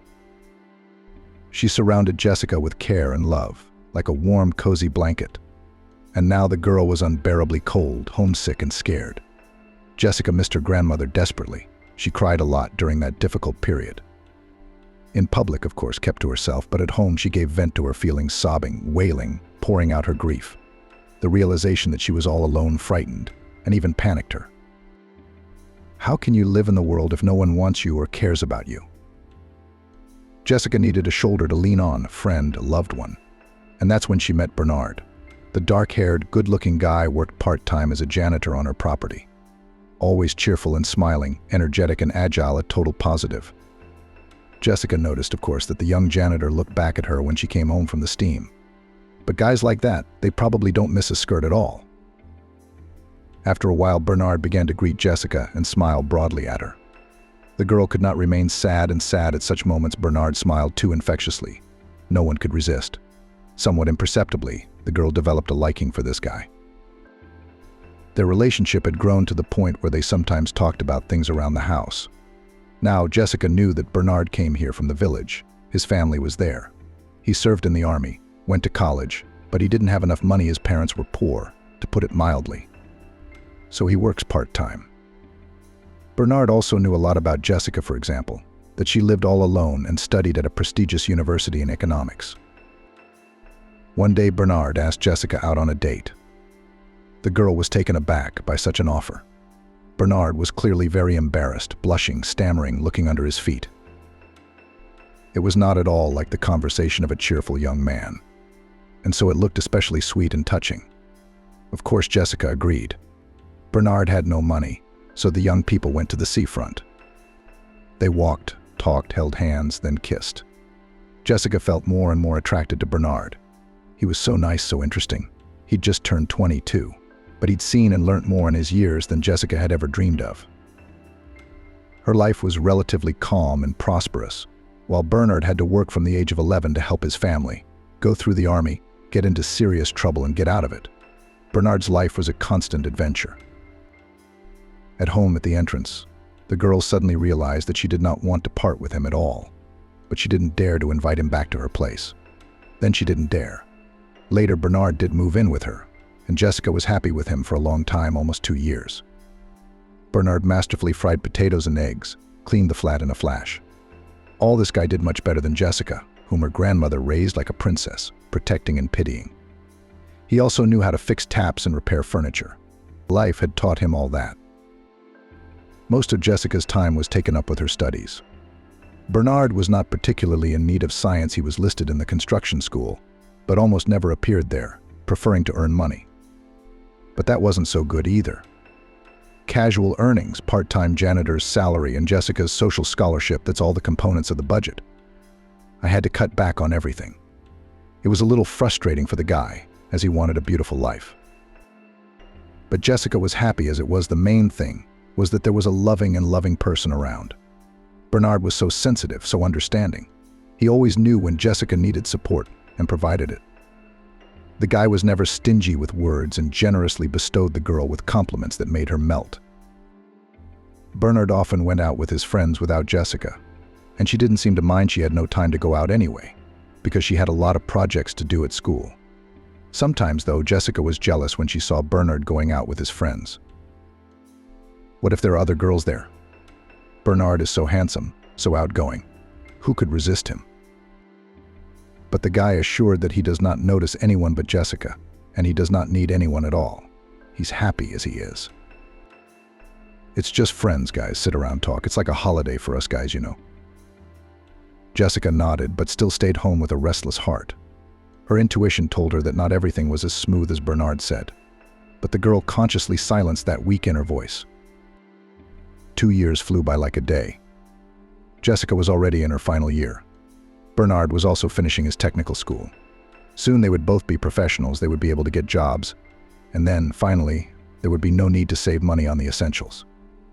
Maybe they could even go to the seaside. That would be marvelous. One February morning, Jessica realized she was expecting a baby. Of course, she and Bernard hadn't planned any children yet. Why should they? They were still on their own 2 feet, barely scraping by. But an unplanned pregnancy isn't an isolated incident. It happens all the time. Jessica's not the first, and she won't be the last. People manage somehow. And yet the girl was scared. She even had sweat on her back as she looked at the 2-stripe test she'd taken to know for sure. How will Bernard react? He'll probably freak out at first too. But he's such an all-rounder, such an experienced bloke, he certainly won't be confused. He'll say it'll be all right. We'll support, as always. We'll smile his trademark smile, and Jessica will immediately feel calm. Except Bernard's reaction was quite different. A baby? The guy even staggered away from Jessica upon hearing the news. What baby? Are you sure? I'm sure. 2 tests came back positive. Jessica nodded. Of course, she understood everything perfectly well. But what could she do if this little man was already living under her heart? The girl felt disappointment and resentment. It seemed to her that Bernard's reaction would be quite different. You have to get money to live on somewhere, the boy said, as if he were talking to himself. Should I borrow it from Andrew? Jessica was startled when she heard the dreaded word. What are you talking about? The girl instinctively grabbed her still completely flat stomach as if to protect it. This was something she had never even thought about. Bernard pulled himself together and spoke in a gentle but firm voice. You realize we're in no position to be parents right now. What can we give to this baby? What are we doing on our own? We're almost done with our degrees. I could go to work on a construction site. You'll get maternity pay. We'll be fine. Jessica thought it was Bernard who was going to comfort her and say those words. But as it happened, she had to take the initiative. The news of the baby had knocked Bernard out of his depth. Of course, he would be ashamed of his cowardice later, but Jessica never reproached him for those phrases, though it was certainly very hurtful to hear. Bernard had convinced Jessica over and over again that they could not keep the baby. He painted depressing pictures of the future. He said he wasn't ready for that kind of responsibility. And at some point, the girl gave in to his persuasion. He's right about everything. They have no money, they haven't even got a job yet. They're cramped in a small 1-bedroom, and there's a baby. The baby needs a lot of money, nappies, medication, clothes, which babies grow out of at breakneck speed. Jessica will not be able to work for a long time. when the child grows up and goes to kindergarten. No one will want such a specialist without experience. Jessica went to the hospital with a heavy heart. In her bag, she had all the necessary things she had been told to take with her: slippers, dressing gown, nappies. Jessica would have to spend the whole day in the hospital. She would not be allowed to go home until the evening, and that was if everything was all right. There was a queue at the emergency room. Jessica sat on a couch in the corner and stared at people for nothing. She was trembling, and she could hardly contain herself. She wished Bernard were there to hold her hand, to stroke her back, to assure her that everything would be all right. But he was off on another part-time job. And rightly so, they need the money. Especially since this month they had to pay a large sum for this very procedure. Next to Jessica sat a woman in her 40s, well-groomed, beautiful, expensively and tastefully dressed. Exquisite manicure, fashionable haircut. Jessica thought she'd like to look like that in 20 years. Except this woman's eyes were very sad. A man approached the woman, probably her husband. You could tell they were a wealthy couple. "I've done the paperwork. You'll be called soon." He put his hand on his companion's shoulder. "Everything will be fine." For some reason, Jessica immediately thought that this woman also wanted to get rid of an unwanted pregnancy. Her spouse spoke the same words as Bernard. "It's going to be okay. Calm down, really. Why would they? People their age need a baby. An accidental pregnancy, I suppose. What could be good?" Jessica's neighbor looked up at her husband. What could be good about this whole situation? 11 IVF protocols. 5 frozen pregnancies. Again, those painful procedures, treatment, recovery, and then on again. You could see that the woman was on the verge of a nervous breakdown. In her companion's eyes there was so much pain, so much sympathy. He did not know how to help his wife and what to say to her words. So he just hugged her. "How stupid I was," almost whispered the woman. "I was afraid then that I could not cope. I was just finishing school, ahead of the university career. My son would be 24 years old now. I knew it was a boy. I felt it right away. And now I'm paying for that mistake all my life. Serves me right. I'm right not to have any more children. It's a punishment." The man continued to comfort his wife in silence, stroking her back, her hair, squeezing her palms in his hands. He couldn't seem to find the right words. Jessica looked at the adult couple, eyes wide. She understood everything from their brief dialogue. Long ago, when she was a high school student, this woman had an abortion, and now, because of its consequences, she could not have children. She is tormented, worried, spends a lot of money, a lot of time to realize her dream of motherhood. But it doesn't work. Jessica suddenly realizes that she will never get rid of her baby boy. She already loves it, even though it's still just a cluster of cells. That's what Bernard called their baby when he insisted on terminating the pregnancy. Jessica is all grown up now. She's almost finished university. Just a little bit away from graduating, with her degree in her pocket and Bernard by her side. Jessica's not alone. Together they'll make it. The girl ran out of the clinic as if chased by a pack of dogs. People looked at her in surprise. Once outside, Jessica breathed a sigh of relief. She felt as if she had just escaped a major disaster. Jessica put her hand on her stomach and smiled. Her baby was with her, and that girl. In that moment, Jessica clearly realized that what she had under her heart was not just a cluster of cells, but her daughter, loved, beautiful, healthy. They would meet in 7 months. Bernard appeared unfazed by Jessica's story. "But it's not serious at all," he said. "I'll take you to the clinic tomorrow. You shouldn't have gone." It was the first time they had fought. Jessica insisted. Bernard argued that she was wrong. His arguments had seemed so logical and right before. Now Jessica wondered how she had ever agreed with them. "Yes, it will be hard for a while," she said. "But we're both very mature. We can handle it. I can't take that step." Finally, Bernard slammed the door and walked straight out into the dark March evening. Jessica thought he'd cool down, come back to apologize. After all, Bernard had always understood her so well before. The same would happen now. But Bernard didn't turn up until the morning. Drunk, aggressive, he again insisted that the child must be disposed of. I have the right to decide this too, and it concerns me. It was now impossible to change Jessica's mind, and the boy quickly realized this. He was a good judge of people in general. They hardly spoke to each other during this period. Jessica asked the guy some questions, but he didn't dignify her with answers. He only came home for the night, and not always. Jessica hoped that time would pass and the man she loved would get used to the idea that he would soon become a father. Everything would be all right. They had such a warm and close relationship. Of course, they'll reconcile sooner or later. Bernard will realize everything. He'll be ashamed. But one day, coming home from university, Jessica found that Bernard's things were gone, as well as Bernard himself. Jessica realized at once. She had hoped in vain that the boy would support her. She'd been wrong to think that he just needed time to get used to the situation. Bernard wasn't going to take responsibility for the baby. And he wasn't likely to love her, Jessica, that much. Not at the time.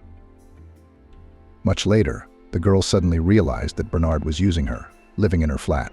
Renting in their town wasn't cheap. Bernard's earnings were clearly not enough for such an expensive pleasure. Besides, Jessica took care of him, cooked for him, washed and ironed his clothes, cleaned. Bernard lived on his own. At first, he amazed Jessica with his culinary talents and housekeeping. But then constant fatigue from supposedly hard work, things at the technical school and outings with friends. Somehow Jessica took the whole household on her shoulders. She was happy that she was doing something for the person she loved. And yet Jessica tried to find him. How could it be? Gone. Vanished. Didn't even say goodbye. That's not right. Anyway, the baby I'm carrying under my heart, his baby, who needs a father. But it turned out that Bernard had been expelled from the technical school almost 2.5 years ago. That's the news the girl gasped. So under the pretext of studying, Bernard was spending time somewhere unknown. Wow, what a masterful deceiver he is. He told me so convincingly that he was going to his classes, while he himself. A bloke from the technical school, when he heard Jessica was going to find out about Bernard, came to her. "Are you looking for Bernard?" he asked. Jessica nodded. "Well, that's what I thought. It's a rare name. I don't think we've had many Bernards go to school here. Tell me what happened." He was head over heels in love. Then he borrowed a good sum of money and ran away. No, the shocked girl shook her head. He just disappeared. We lived together for almost 2 years. Everything was fine. "Lived in your flat. Probably at your expense," the guy chuckled. Jessica suddenly realized that the guy was right. Bernard earned, of course, from time to time, but he spent his money mostly on himself. Stylish clothes, gadgets, Jessica was bought occasionally inexpensive flowers or fruit baskets. The girl was so happy with this attention and so happy to have her favorite person around her that she just didn't notice the obvious. "The fellow's right," she murmured thoughtfully. "Indeed, Bernard has been living off me. If you look at the situation soberly." "Something like that, but not quite," Jessica countered. "Really, not quite. Bernard sometimes cooked nice dinners, fixed things around the house, always wondered how you were doing. If you put it that way, he gave something too, not just took." "Not exactly," the boy murmured thoughtfully. "Well, anyway, be glad he's out of your life. He's an opportunist. A clinging fish. A beggar from the village, unwilling to study and work, but dreaming of a beautiful life." From the outside, it was clearly visible how he tried to make friends with guys from wealthy families and daughters of wealthy parents in order to pull resources from them. At first, he still succeeded, but then everyone in the technical school realized who he was, and his tricks did not pass here anymore. But there are plenty of majors outside the college, so Bernard went hunting elsewhere. He was expelled from here for failing in his studies. Jessica flapped her eyes, trying to digest what she'd heard. "But I'm not the daughter of rich parents," she said. "Quite the opposite. I have a flat, a steady source of income." Jessica thought and nodded. "Well, I'm sorry, but it's written all over your face that you're naive and inexperienced. It's easy to fool a girl like that. Bernard didn't have a place to live. That's why he picked on you. He's been living in a safe haven for a while, never mind not being able to pay the rent. I'm sure all this time he was still on the hunt." Jessica thought for a moment. Yes, indeed, Bernard was often disappearing with some friends of his that the girl knew nothing at all about. Perhaps the bloke was right, and now he'd probably found someone more suitable. So he's gone and left her. You should be glad that Sponger's gone. And if he ever shows up after another failure, chase him away. Don't even let him on your doorstep.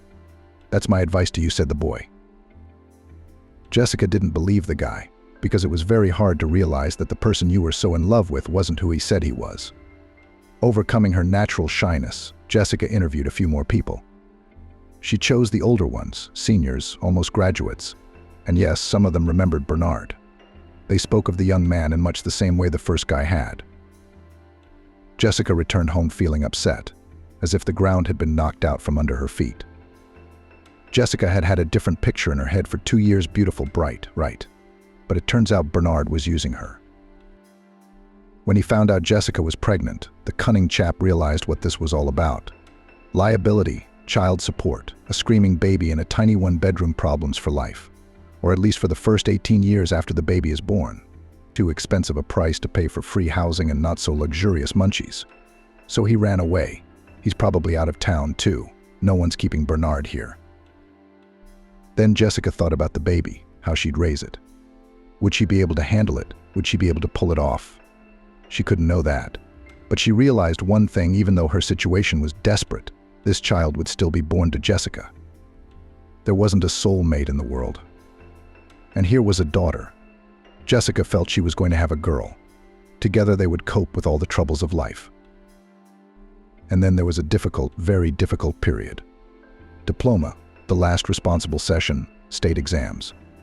Jessica studied like a curse from morning till night. Jessica didn't think about Bernard anymore. She just didn't have time. And then the toxicosis hit. Jessica was nauseous and nauseous. She felt dizzy all the time. But no one had canceled her exams, and no one was going to make any favors for a pregnant student. Jessica knew one thing: she had to get that diploma. She couldn't leave everything at the finish line, even though it was very hard to study in such a state. Jessica was happy about one thing: in the antenatal clinic, where Jessica registered for pregnancy. She was told at every appointment that everything was going according to plan. The baby was healthy. It was developing as it should. These words of doctors encouraged the girl and warmed her soul. A few months flew by unnoticeably. The diploma is over. The state exams have been passed with honors. Jessica is happy and proud of herself. She's done it. But what's next? The pregnancy was well past the first half. The belly was still barely visible, just a slight hint. But no one around her had any idea that Jessica was expecting a baby. After defending her diploma, the dean unexpectedly invited the successful student to his office. Jessica was a little surprised by this, went up to the first floor and knocked gently on the door of the dean's office. "Come in," she heard. Jessica saw Jeffrey behind the desk. Always stern and serious, he was smiling broadly now, a cheerful sparkle in his eyes. "You're a great student," he began the conversation. "Your grades have been good all year, and you did well on your final exams. That's why I recommended you to the plant recruiters. They're in need of bright young economists. You know how much they pay." Of course, Jessica knew. She never dreamed of ever getting a job there. Those who worked at the factory lived in huge new flats and houses and drove expensive cars. In their town, the phrase factory worker even became a household name. It denoted wealthy people who could deny themselves nothing. Jessica was even a little dizzy from these upcoming prospects. But then a new life stirred in the girl's belly, bringing her mother back to earth. Who needs an employee with no experience, who in a couple of months will go on maternity leave? It's not hard to hide a pregnancy now. You can hardly see your stomach, so it's not a problem. But you'd still have to come clean and face a lot of accusations and let people down. Jessica wasn't capable of that. When she realized that the job was slipping through her fingers, she almost cried. This job could solve all her problems at once. Jessica really wanted to work, to plunge into practice. That was fate. "Jeffrey, there's something I have to tell you about this offer." Jessica still had a faint hope that everything would work out. The dean was going to say that pregnancy was no big deal. You'll work for a couple of months, go on maternity leave, and then return to the factory. Such a promising economist will wait. But the man having heard the graduate's confession, exclaimed puzzled. But how so? Is it a long-term or what? Just such offers happen once in a lifetime. It's a shame to miss the chance. Jessica, you're a good economist, you'll make a great specialist, and I can see you need the money. I know your story. That's why I decided to help. Jessica shook her head negatively. She understood everything the dean was saying, but there was nothing she could do about it. And she would never get rid of the baby, even if she hadn't missed the deadline yet. The girl walked home and sobbed to her heart's content, ignoring the passers-by looking back at her. It was better that the offer had never happened. Such prospects, a completely different life. It was hard to turn down a place like this. But Jessica didn't want to cheat, and she couldn't let people down. It wasn't in her nature. Besides, Jeffrey said that she wouldn't have been able to do it, because when hiring employees of the plant undergo a medical examination. So as it happened, it happened. At home, Jessica calmed down, pulled herself together. She's having a baby. She needs to be strong. In addition, before the birth of a daughter, it is necessary to solve a lot of issues. The first financial difficulties were not far off. Now Jessica will not receive a scholarship. She will not be taken to work, either a girl who is about to go on maternity leave. But it's a job in her specialty. And there are other jobs. They do not require high qualifications, and sometimes even official registration. They don't pay much. But Jessica needs something to live on. Not only just to live, she will have to save some amount of money not to work during the period when her daughter will be a baby. Yes, the state provides some allowances for children, but Jessica has already learnt that they are paltry sums. You can't live on that. So Jessica, an excellent student, went to work as a cleaner of entrances in the same homeowners association in which Bernard had once worked as a janitor. The girl cleaned the stairwells in the early morning and late evening, when there were not so many people. The pay was good. By Jessica's standards, she had enough to live on and managed to save a little. Of course, she didn't get rich, but after her grandmother was gone, she was used to saving money, so she didn't worry, especially about that. Physical labor suddenly turned out to be the best sedative. Heavy and sad thoughts were somehow washed out of her head. Jessica even felt joy when, instead of a busy staircase, she saw a shining clean platform in front of her eyes. There was something soothing, even peaceful about it. At the same time, the girl was looking for earnings on the internet. She realized that she would not be able to wield a rag for long. The belly was growing by the day, and by the hour, it was simply impossible to hide it. And of course, it prevented her from bending over and stretching properly. And it was dangerous to carry buckets of water, just in case. And Jessica found another way to earn money, even more successful than the last one. And most importantly, a small child was not a hindrance. It turned out that hundreds of thousands of students across the country do not want to write their own term papers and essays. Downloading ready-made papers is not an option. Teachers have long known them by heart. Yes, an online verification greatly complicates the situation. So there was a demand for people who can write such works for money. And Jessica could do it, and she could do it. She even breathed a sigh of relief when she realized that her university knowledge would help her in such a difficult situation. Jessica quit her job at the homeowners association because she couldn't clean the entrances anymore, and delved into a new job that she really liked. The girl was afraid that during her maternity leave her knowledge would be forgotten, outdated, erased. But now she would be aware of everything that was happening in the economy. Jessica worked and felt how she was pumping her professionalism. This, of course, could not help but please. The girl managed to save enough money to prepare everything necessary for her baby girl nappies. Nappies for the first time, bottles, overalls, raspipens, bathtub. It turned out that the little man needs so much. Jessica even bought a pram. Not a new one, of course, new ones were very expensive. She took a hand on the announcement of a wonderful transport for the princess, a soft pink pram with beautiful flowers on the side. In excellent, by the way, in excellent condition. In due time, little Lillian was born.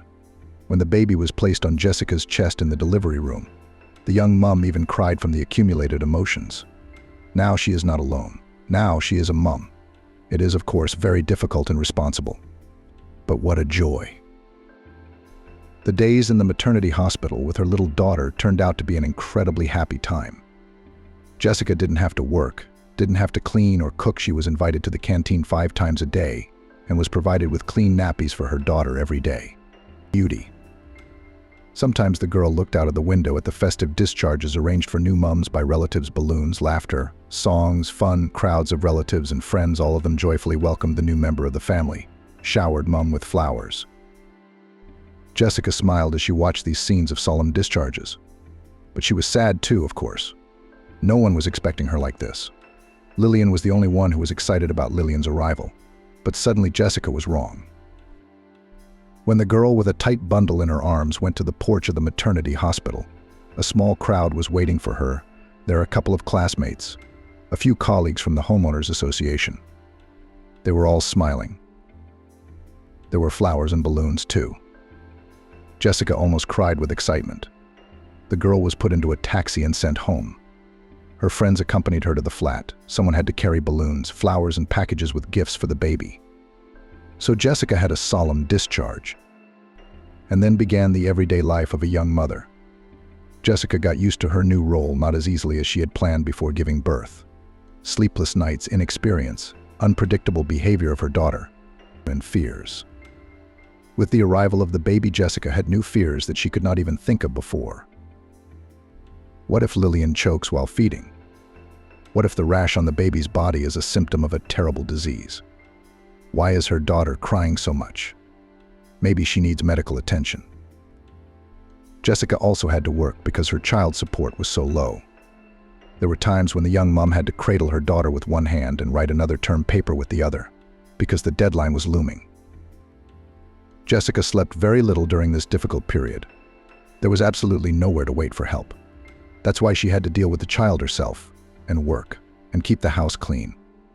After all, it was still necessary to go to the clinic and walk with the baby every day. Jessica lost a lot of weight. She had deep shadows under her eyes at that time. She sometimes didn't even have time to clean herself up for the day. In the morning, she would twist her long, disheveled hair into a bun at the back of her head, hoping to make it up later, but she remembered to do it after midnight. And yet, despite all these difficulties, Jessica never once regretted her decision to keep the baby. Jessica, on the contrary, looking at her daughter Lillian, sometimes horrified at what she could do. After all, she had already come to the clinic, she had already taken the cue, she had already decided on a terrible deed. She wondered what would have happened if she hadn't heard that woman's conversation with her husband. She never had such thoughts again. Now she didn't even want to think about it. Lillian grew up a calm, trouble-free child. She had everything on time. Her teeth grew in when she needed them, and she sat up as planned. And she started school early. Jessica had no one to have a word with at home. She missed human contact, so she was always talking to her daughter. Perhaps it was because of this that Lillian spoke at an age when other children don't even try to say their first words yet. The mums on the playground, looking at the sensible, pretty little girl, were amazed. And Jessica's heart was overflowing with joy and maternal pride. She has a wonderful daughter, the best happiness that she has. At the age of 2, Lillian went to kindergarten. By the way, the girl quickly got used to the new place without tears and tantrums, as if she understood that there was no other way out and did not create unnecessary problems for her mother. Lillian was not even sick during the adaptation period, like other children. Having realized that her daughter was adjusted, Jessica started looking for a job in her specialty. Earnings on the internet, this of course is good, but still the money is small and unstable. The young mother had to save on everything, and so wanted to buy toys and beautiful dresses for her daughter, and sometimes pamper herself. It was not for nothing that Jessica studied for 5 years. It was time to look for a job in her specialty, no more red diploma on the shelf to dust. Of course, Jessica faced difficulties. An employee with no experience, and even with a small child in her arms, did not want to take. Now endless sick days will begin. We know you, young mums, but Jessica Perry, my daughter, attends the garden for a long time and does not get sick. There's no problem with that. Jessica heard the same thing in every interview. You all say that, but you're not the right person for us. We need someone with experience. You can't do it. Jessica went to interviews like she was going to work and was met with the same rejections everywhere. It baffled her. Where am I supposed to get experience if they won't hire me without it? She once asked a recruiter bluntly. The woman was confused for the first few seconds. That's not my problem. And yet one day luck smiled on the girl. The furniture repair company urgently needed an economist. Salary offered low, so the queue of applicants for this position was not lined up, and the person was needed right now. So Jessica was hired, despite her lack of experience and the presence of a small child. It was not up to such subtleties. Jessica quickly proved herself. She did her work diligently, had time for everything, and also gave her ideas on how to improve accounting. The girl finally got to work in her specialty. The management, of course, quickly appreciated her zeal. The young employee was respected and her salary was even raised. "We need such enthusiasts," the boss often said. These praises gave Jessica a pleasant warmth in her soul. A bonus to her favorite job and a good salary was communication with a team of adults. How much the girl missed it all. For 2 years she talked only with her little daughter Lillian. And hear jokes, joint tea parties, exchange of news and opinions. Jessica missed it all. In the same firm she met Camilla. They were almost the same age and therefore became fast friends. Camilla often came to visit Jessica and invited her to stay with her. The girl was still living with her parents, so they had a lot of common topics for conversation. True, the opinions of friends on some issues differed, because of which sometimes there were heated arguments. But it was also very interesting and exciting. Life had settled down. Jessica was working, getting good money. Now she didn't have to skimp on food and clothes. Jessica even managed to save up for a summer trip to the sea with Lillian. Luckily for the young mother, Camilla volunteered to go with them. It was a wonderful holiday, which was repeated several times afterwards. Lillian was a joy to behold. She grew up a beautiful girl, very similar to Bernard, but the character and learning abilities of the girl went to her mother. Lillian quickly and effortlessly learned to read, write, and count before school. In kindergarten, she always went with a book. She also drew beautifully. Jessica couldn't get enough of her treasure. But Camilla's personal life was not going well at all. She often went on dates, had easy romances, and then shared with her friend over a glass of wine another disappointment. Maybe I don't need them, these men? Maybe they are all really arseholes. Yours left you with the baby and ran away. I don't know what to say. Jessica shook her head. You know I don't have much experience with these things. Maybe you're right. But Jessica didn't really think so. She knew there were many wonderful men in the world, kind, brave, caring. She just didn't want to argue with Camilla, who was already upset. Of course, Jessica sometimes thought about the fact that she needed her own man, a reliable support, a wall behind which you can hide from the hardships of life, because pulling everything alone is very hard. There is no one to share her worries with. She herself would be happy to take care of this man, would surround him with love and care. And Lillian would have a father who would walk with her on the street and carry the girl on his shoulders. Risks were in short supply. Jessica, after all, saw with what eyes her daughter saw of the father-little-daughter couples. She didn't say anything out loud. She didn't want to upset her mom. But Jessica had noticed it all herself. But where to find him, such a prince? And when homework, daughter. Jessica didn't go out much. Sometimes, of course, Camilla took her out to a bar or a cafe. Lillian was old enough to spend a few hours alone. But still, the woman's heart wasn't in the right place during that time. She kept thinking about how her baby was doing. She couldn't relax. Why are you spinning like a frying pan? Camilla was angry. Look at the cool guys at the next table looking at us. They're about to meet us. You know, I should probably get going, Jessica replied. You always do. Camilla shook her head resentfully. Just when something interesting starts, you run right away. Camilla could not fully understand her friend. She herself had not had children yet. She had no idea what it was like to worry about her child. And she didn't know about the worries associated with a child either. By the way, Camilla is still single. She has occasional stormy romances, but they all end the same way. The woman is again disappointed in the next beau. Or he himself, without explanation, disappears over the horizon. When Alex appeared in Jessica's life, she initially did not even want to talk about it to her friend. She had just gone through a difficult breakup and was in upset feelings. And here was Jessica and her happiness. and the perceptive Camila figured it all out. Are you seeing someone? Well, sort of.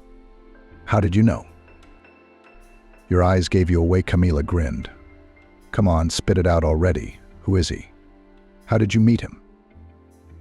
Jessica had to tell her friend then. She didn't mind though. She wanted to share the story with her friend. Especially since the story really did seem like a fairy tale. Jessica always came home at the same time. She would drive from work to school and pick up Lillian from after-school care. Together they would go shopping and then slowly, unhurriedly walk back to their house. Mother and daughter shared the news of the day, discussed plans for the evening. It was a wonderful time. That May evening. At first it was business as usual. Lillian was in a happy frame of mind. A long holiday, a school camp, and a present from her mother for the excellent completion of the first grade. The girl walked beside Jessica, and Jessica smiled, bouncing with the feelings that overwhelmed her. She didn't think to pull her daughter back. Let her have her own fun. And then a man approached them, handsome, young. Expensive brand name clothes gave away his social status. He was looking straight at Jessica and approaching her. There could be no doubt. Hello, a little embarrassed, said the young man. You just don't freak out, I just have no idea how to start a conversation. We need to talk. At least I certainly do. Jessica looked dumbfounded. Lillian looked at the stranger curiously, but without fear. The woman thought she was setting a bad example for her daughter. She had taught her so many times not to talk to strangers, and here she was. But on the other hand, there was nothing to be afraid of. A busy street, crowds of people going about their business. They're certainly not in any danger here. And this stranger evokes feelings other than fear or dislike. He's clearly embarrassed, though usually he's probably confident and self-sufficient. This behavior looks nice enough, and in general an open look, a beautiful smile, a calm voice. Jessica suddenly realized that all this attracted her to the stranger. This is a man you want to listen to. Shall we go to a cafe, the man suggested. I think the girl could use some ice cream. I wouldn't say no, Lillian smiled at him. No, that's unnecessary, Jessica shook her head, realizing the man didn't know how to speak in front of a child. The woman sent Lillian away to the nearest playground. Jessica could see exactly what her daughter was doing. The girl was also glancing at her mother, but she couldn't hear her conversation with the stranger now. So what did you want to talk about? Jessica asked. The young man introduced himself as Alex and then told her what the matter was. As he narrated, Jessica was surprised, delighted, and tried to hide a happy smile. She felt like the heroine of a romantic comedy. It turns out that Alex dines in this cafe every night after work, and the walls there are transparent, made of thick tempered glass. The man, understandably enough, is looking at the street during dinner. His field of vision includes people hurrying about their business in the evening. Then one day he sees Jessica and her daughter. The easy gait, the kind look in your eyes. You looked at your daughter with such tenderness and looked, well, like Madonna and Child from ancient paintings. I don't know how to explain. Alex was embarrassed and confused. But Jessica certainly understood what the man was trying to say. Don't think anything of the sort, it's just, I understand you're single now, and we could try to meet up sometime. Go for a walk somewhere to socialize. I'm raising my daughter alone. That's true. But how did you figure that out? Just surmised. Alex smiled broadly. It was obvious that Jessica's admission that she was single pleased him greatly. No ring on my finger. Besides, I've never once seen you with anyone. Just you and your daughter. I've been watching you for a while now, haven't I? That sounds frightening, Jessica assured the man. Her heart fluttered with joy.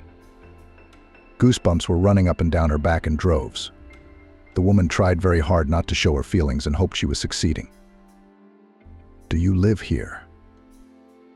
Lillian and I pass by at this time every day. No wonder you see us all the time.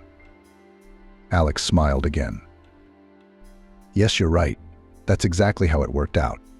When I see you, I feel so happy, so warm at heart. Well, now I said it out loud. That's why I decided to talk to you. I think you're a wonderful person, not many people like you. And of course, you're very beautiful.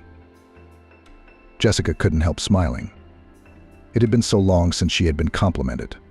It had been so long since she had felt delightful and loved. To see the interest in this man's eyes, to feel his sympathy, it was incredibly satisfying.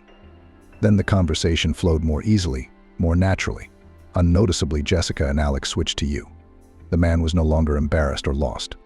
He told a little about himself, asked Jessica a few questions about her life. The rapprochement happened naturally and easily. A little later, Lillian, who was playing on the court, joined them on the bench. She further lightened the mood with her childlike directness. Somehow it happened that Lillian and Alex immediately found a common language. And then there were meetings, dates, sometimes with Lillian, sometimes without her. Jessica was afraid to believe that she had finally met her man. Alex understood her, accepted and respected her opinion, and was always ready to offer help. Jessica felt that if she approached him with a problem, he would immediately solve it, and even happier that he could help. There were doubts, of course. The story of Bernard was still fresh in her mind, though it had been many years since then. Alex is younger. He has a high position in a big company. His parents are very wealthy, after all. Do they need a daughter-in-law like that? And Alex himself? The man is rich, handsome, virtually flawless. He must have a lot of admirers around him. And the man wasn't exactly hiding it. Of course, I've met many women, but you're different from all of them. You're the best. Sincere and honest, a little naive and gentle. There's probably no one like you anymore. I was lucky enough to meet you by chance. Jessica melted at those words. She already loved Alex with all her heart and felt that he had equally strong feelings for her. But Jessica still couldn't believe that a long and serious relationship between them was possible. People around them were adding fuel to the fire. Camila, the master of disappointing men, was especially trying. Those rich guys, they're always looking for the young and beautiful. I've had stories like that. Travis, for example, you remember him, probably a businessman with a cool car, singing "I love you, I can't" in his ears. And then he dumped her.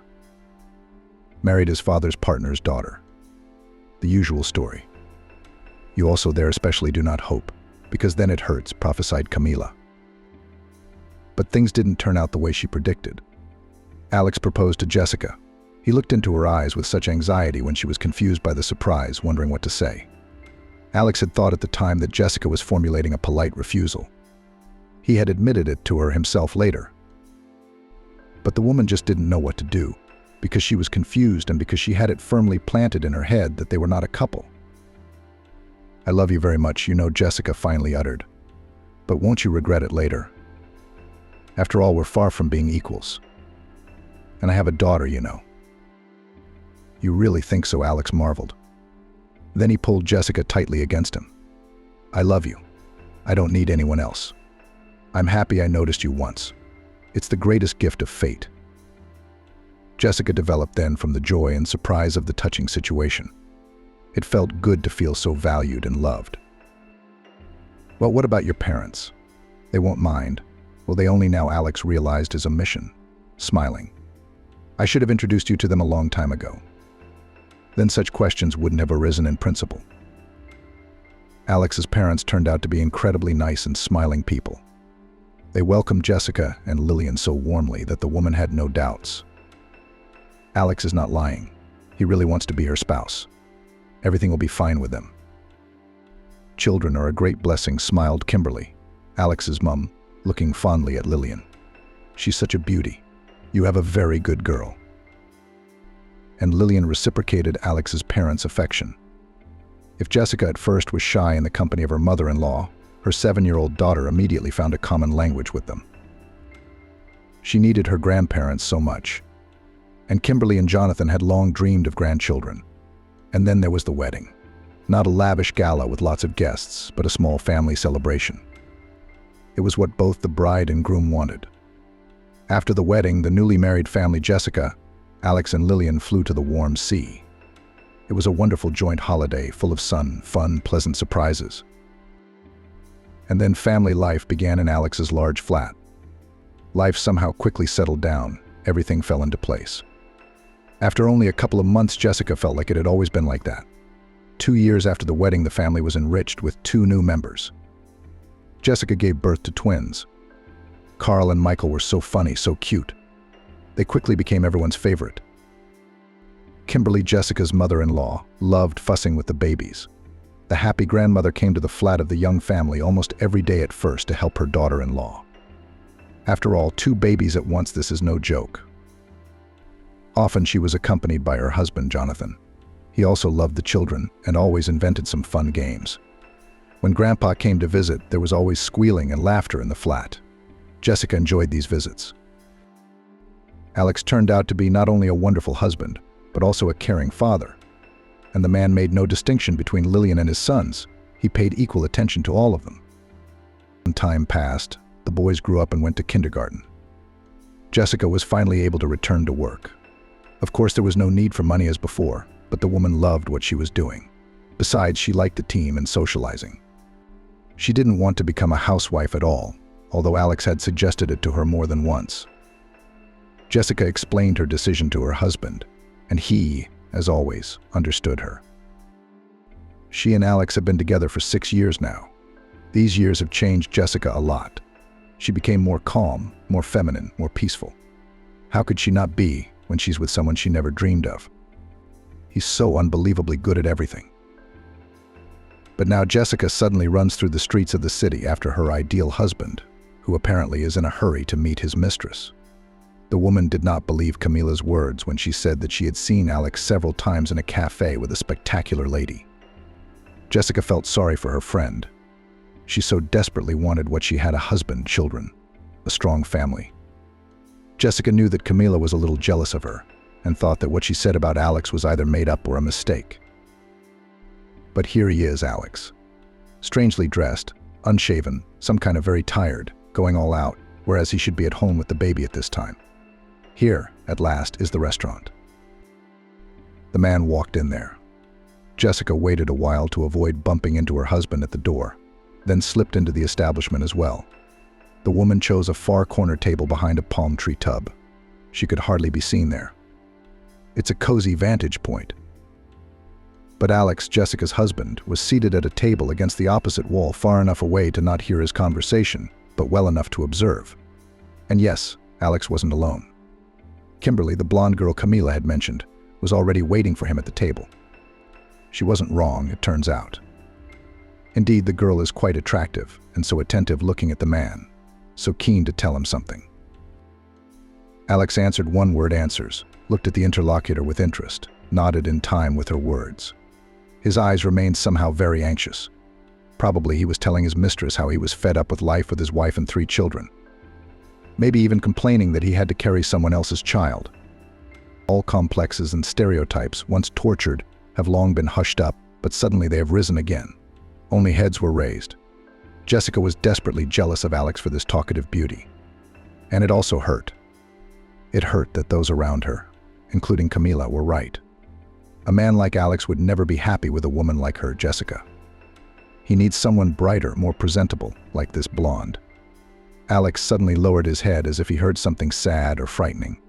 The blonde put a hand on his shoulder, a gentle, soothing gesture. The man covered her palm with his. They smiled at each other. Jessica's eyes darkened with emotion. If before this conversation could be written off as a business conversation, now it couldn't be. Alex suddenly got up from his seat and moved towards the smoking room. That seemed strange, too. Alex had never smoked and generally kept to a healthy lifestyle. Jessica did not miss the opportunity to follow her husband. Now she would talk to him, ask about the blonde. Jessica does not intend to wait for the evening, and in such a situation, the man will be confused and will not be able to come up with an excuse or lie on the fly. The surprise effect. Seeing Jessica, Alex glanced at her indifferently at first. Something was wrong with him. Something subtly unfamiliar slid into the features of the man he loved. Was he so changed by the company of his mistress? And how can he remain so calm when he sees his wife at this very moment? Jessica fixed her gaze on the man. An angry look. Alex raised his eyebrows in surprise, looking at her face, and suddenly there was a flicker of understanding in his eyes. It was as if he remembered Jessica and recognized her at last. The situation was becoming more and more incomprehensible. "Alex, can you explain to me what's going on here?"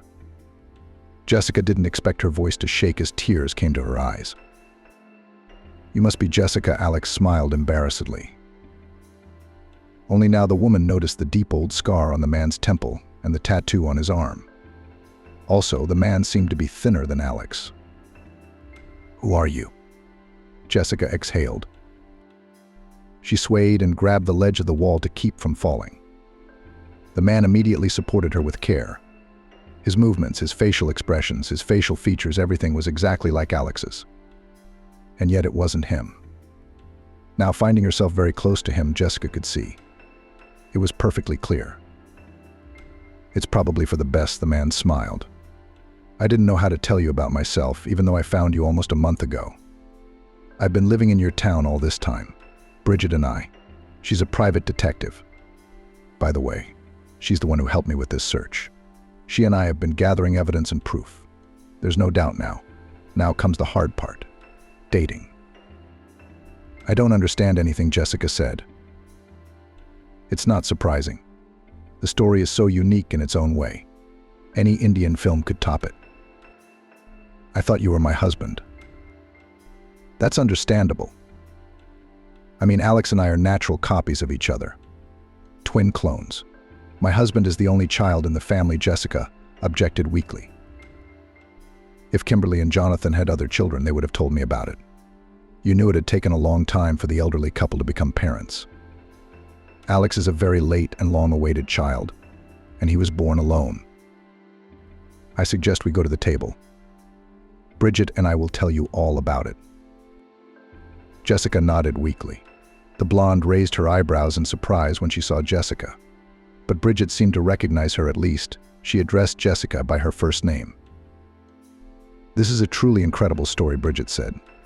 It will change your husband's life, and yours, of course. It was Bridget who started the story. A man who looked uncannily like Alex, whose name, as it turned out, was Travis, periodically interjected his lines, adding to it, correcting it. In faraway Florida lived a large family, mom, dad, and 4 children. The couple had no education, no parental support. All their property was a 2-room flat in a dilapidated 2-story barracks on the edge of town. It was a wooden building, shriveled by time, an emergency dwelling. But the large family had no other home in sight. There was a catastrophic lack of money. The head of the family worked part-time. Wherever he could, he would plow a vegetable garden, help someone to re-roof a roof, unload a lorry in a shop. In a word, a laborer. In the morning, he would go out in search of money, and in the evening he would return often drunk, but without money. The mother of the family almost never worked. She had no time. She was pregnant, or with another baby on her hands. It is a joke. For 6 years of life together, the couple managed to produce 4 children, 2 boys and 2 girls. It would seem quite enough, given the initial conditions, even overkill. But the mother of many children was of a different opinion. Firstly, the children were paid an allowance. Secondly, having a baby in her arms, you could legally not work.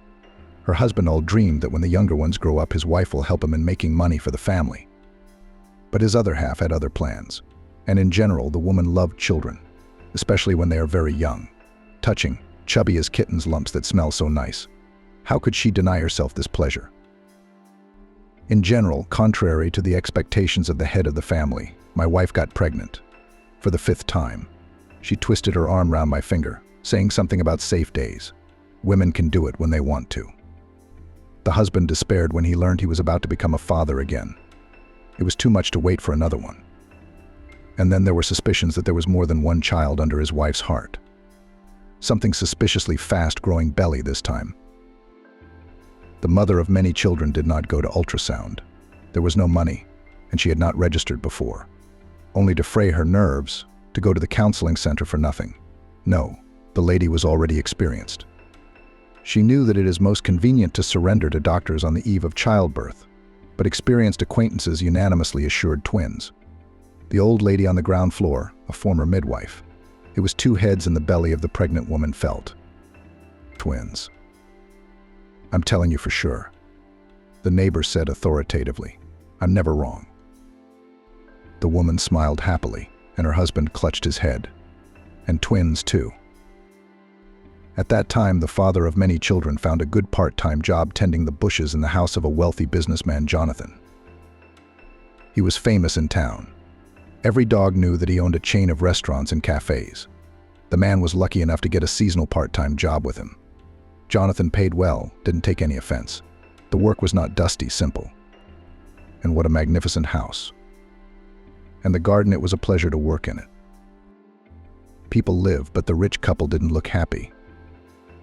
And the new gardener quickly found out the reason. It turns out that the couple could not become parents. It didn't work, that's all. Some kind of health problem for the wife. The father of many children then still grinned to himself. His wife would have such problems. The businessman took his wife everywhere, where she was not only treated, but the result nothing. And such things happen. One day the wife of the owner could not stand it and burst into tears right in the garden. Jonathan clumsily consoled her, trying to find words. It was then that the father of many children had the idea. He waited until Jonathan was alone and approached him with a proposal. "You can't have a baby. I've got 4 on the shop floor, and I've got twins on the way. Where can we put them? We can't afford them. So maybe we'll give you the kids at a fair price. My wife hasn't registered with the doctors, so the babies don't even exist on paper. What do you think?" Jonathan was outraged at first, shouted at the gardener. But a couple of days later, he called him in for a serious talk. It turned out that the businessman discussed the proposal with his wife, and she happily seized the opportunity to become a mother of newborn twins. That evening, the head of the family returned to his native Barak in high spirits. You bet he made such a deal and got rid of unnecessary children. And he'll make money. Besides, at least one of his descendants would live like a human being. The man even envied the unborn twins a little.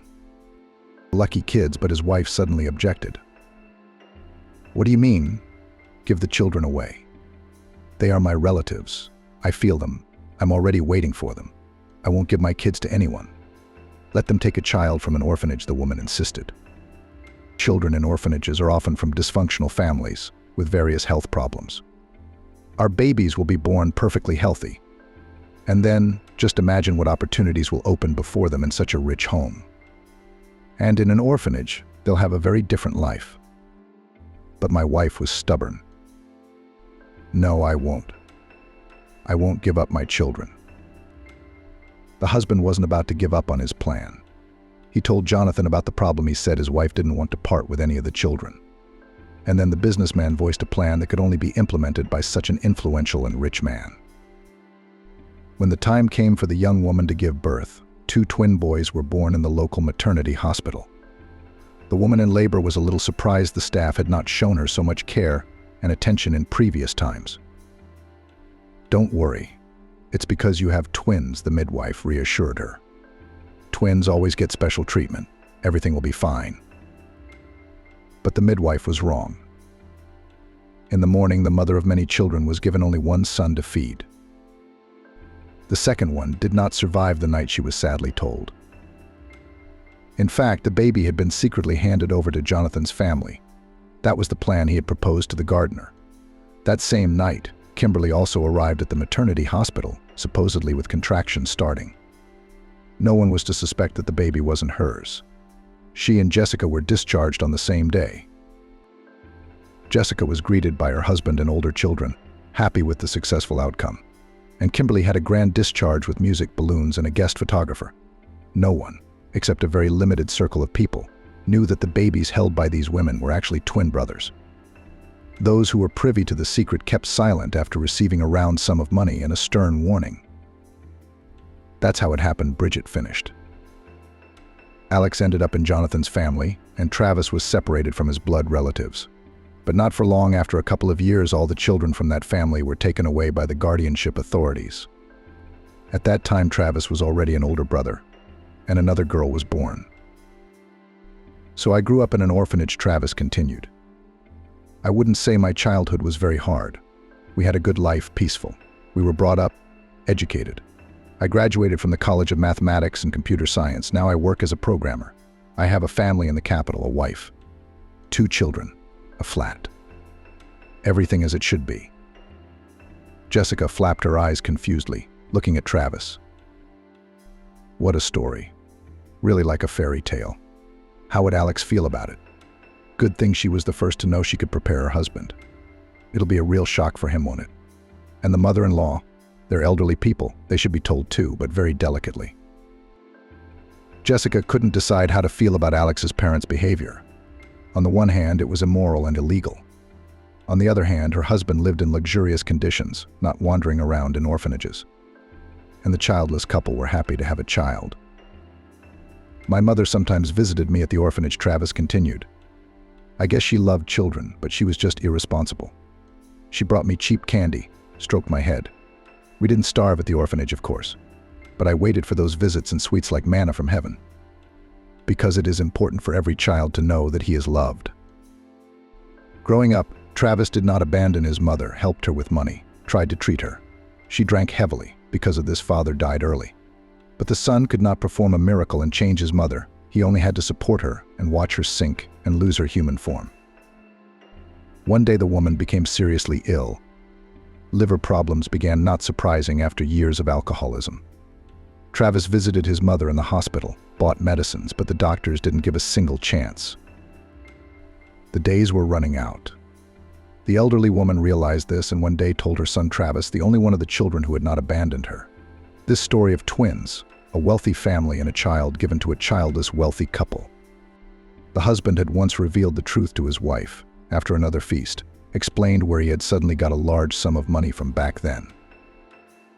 More than 20 years have passed, so the woman was not particularly surprised by that story, but of course remembered the story of her husband.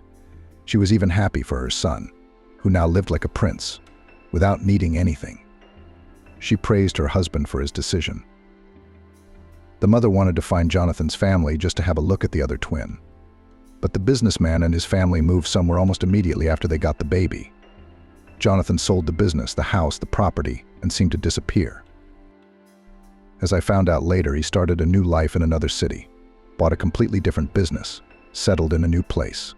That is, right here, Travis said. Jessica felt a mixture of feelings: surprise, joy, anxiety, and relief. Relief that Alex was faithful to her and not making things up. But what a shock to their entire family. Alex will probably be happy to hear the news about a twin, because he has dreamed of a brother since childhood. It was his only wish, which his parents could never fulfill. I was happy when I heard my mother's story, too, Travis continued. She was gone the next day, by the way. If she'd kept quiet, she would have taken that secret to her grave. But now I knew I had a twin brother. And I was determined to find him at any cost. I'd kept in touch with my other siblings all along, all of whom had grown up to be decent people, educated, with families. But a twin brother, your exact copy, your natural clone, that's a whole other thing. Travis hired private investigator Bridget. Bridget got to work and very quickly got on the trail. Jonathan Smith. Was that difficult? The girls smiled. They'd moved away from Alex's birth family, of course, but they hadn't done much to cover their tracks. I found them quickly. We've been here for a month now, Travis smiled. We've been looking around, gathering the latest evidence that this isn't a mistake. Although the most important evidence here is Alex's appearance. We're practically identical. Even you and your wife didn't realize it right away. The final proof is ready. There's no mistake, Jessica asked. The next step is for the brothers to meet. That's the step Travis is hesitant to take Bridget's side. And then suddenly you guys came along. It just happened, she said. Well, Jessica smiled. So we'll all have a celebratory dinner tonight. I'll be waiting for everyone at home. I need time to get Alex ready, so come round at 8. You know the address, don't you? Of course we do, Travis answered. Arriving at the call to the little girl, Christy froze when she saw her husband, who left on a business trip yesterday. A4. Christy walked over to the coffee machine to make herself a double shot of hot, strong savior. She had night duty in the ER tonight, and she'd never learned to sleep half an hour between calls. Any rest is just a bother. The nimble nurse Vanessa, with whom the pediatric ambulance doctor has already gone through many difficult cases, about sleep joked. Uncle Sleep has come to me again. He is starving me, even on the move. I can't get coffee in me anymore.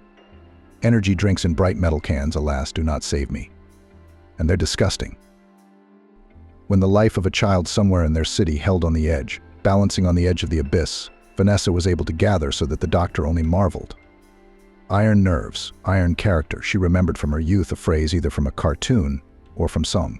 From herself, she mentally added, and a heart of gold of enormous size, which manages to fit love for the whole world. After each return from a call, Vanessa and their driver, Miles, fell asleep with their heads barely touching the cushions on the sofas in the lounge. Their crew chief, Christy, on the other hand, felt everything at her post, always staying fully alert. Christy embraced the still steaming cup with both hands, blissfully sipped her favorite smell with her nose, and thought with pleasure, "I'll come home after my shift. I don't need to cook anything. There are a couple of cutlets in the fridge and the rest of yesterday's mashed potatoes." Winston's husband had been away on a business trip since this morning. Free the parrots from cooking for 3 days ahead. The woman stretched her legs out on the coffee table, peering at her assistants. Ashley was dozing sweetly to the peaceful hum of the split system. It had been a sweltering summer this year. The machine had been working like crazy for the past 24 hours. Where did it get its mechanical strength? Miles was sleeping peacefully. Everyone at the ambulance station knew he was in love with Cynthia. But for some reason he was hesitant to confess his feelings to her. The 6'2" big man had been in the hot zone as a contract serviceman. After the injury, Miles lost his wife, who did not want to see in the house of a freak with a scar across the cheek. In the presence of rambunctious Vanessa, the former Miles turned into a timid lamb, stammered when she asked him questions. He would blush if they made unwitting contact. Christy smiled, remembering how her Winston had cut interested circles around her almost 20 years ago. He'd approached her in the park, where she was cramming Latin on a spring afternoon so she wouldn't fail her medical school exam. "May I sit down? Is the bench next to you free?" The pretty, blonde-haired Christy flashed her gray-green eyes at him and moved her thick briefcase with textbooks closer to her. "Why didn't you like the neighboring benches? There are plenty of unoccupied benches." "I've always liked that bench in the shade of the chestnut tree. I come here often," said Winston, the burly man, and he turned red all over. "Then my arguments are over. You amuse me, girl. Let's get acquainted, shall we?" I can't dare to take the initiative myself, and holding out his palm, sweating with excitement, a little frightened, Winston. Winston did not shake Christy's hand. He began frantically wiping the moisture on his light summer trousers. Christy lightly touched his hand with her fingertips and said, "And I'm Christy. For short, Chris. Sometimes my friends also call me Christine. The nickname stuck to me when I was a kid." Winston smiled happily and said, "I'd like to earn the right to be called Christina, too." "I'd like to earn the right to call you Christy, too, so I can be your friend. And let's switch to you." "Let's do it," replied the girl. "Why all the curtsy and ceremony at our age?" Christy had to run to the dormitory that day so that she could be fresh in her Latin exam tomorrow. With Winston, they agreed that he would wait for her outside the institute. If she passed the exam, they would go for ice cream and cakes at the Boulevard Patisserie. The red light on the emergency station's console lit up. The dispatcher was quickly recording something on the computer screen while making notes in the work log. "Squad, on your way. I've already uploaded the address to Miles on the app. Hurry up. It's a house on the edge of town. Baby's suffocating. Parents can't figure out what's causing the sudden attack." Vanessa quickly threw on her medical uniform and rushed down the stairs from the first floor. "Christy, I brought my suitcase. Even had time to slip your file folder in next to it. Let's not waste any time. I have a feeling this is going to be an unusual case." Quickly throwing themselves into the car, which was already parked under the vapors, the friendly trio under Christy's leadership moved on the road. The night city was slowly falling behind the hot heat of the day. It even seemed to Miles that at times the asphalt under the wheels of the old car was melting. But there was no time to think about it, and he drove carefully and quickly. If the road continued to be so deserted, they would get there in about an hour. Christy, sitting next to the chauffeur, thought, "I should have put Vanessa and Miles next to each other for that hour." As Miles drove the car at top speed, in the back of the car Vanessa was thinking sad thoughts. She had 30 years of life under her belt, not the easiest. An orphan since the 3rd year of high school. Her family was the rare case where the father of the family, who disliked strange ladies, disappeared from the house one fine autumn evening. And it all started when the woman, the mother of the household, left. Vanessa's mother fell in love with a young chef colleague and followed him to the ends of the earth. Y isn't going for 5 years practically to Alaska as head of production in a newly opened restaurant the edge of geography. After such a treacherous act of his wife, Vanessa's father went off the chain, methodically went through the entire flat, carefully searching for any images of his wife. Torn to shreds wedding photos that stood in a frame on the dresser and in the wall behind the glass, destroyed traces of the mother of little Vanessa in the bathroom. When he inadvertently flicked a view of his wife's forgotten bottle of perfume off the shelf, it shattered with a pitiful crunch against the tile on the floor. And the man stood there and stomped the shards with his feet, as if he had trampled the remains of his love in the bathtub into solid ground. Then the smell of mum was still lingering and persistent. Vanessa was only 10 years old at the time. She still couldn't understand what was wrong with her if her mum left her with her dad without even talking to her goodbye. The word love was unknown to her. Her parents did not show any romantic tendencies.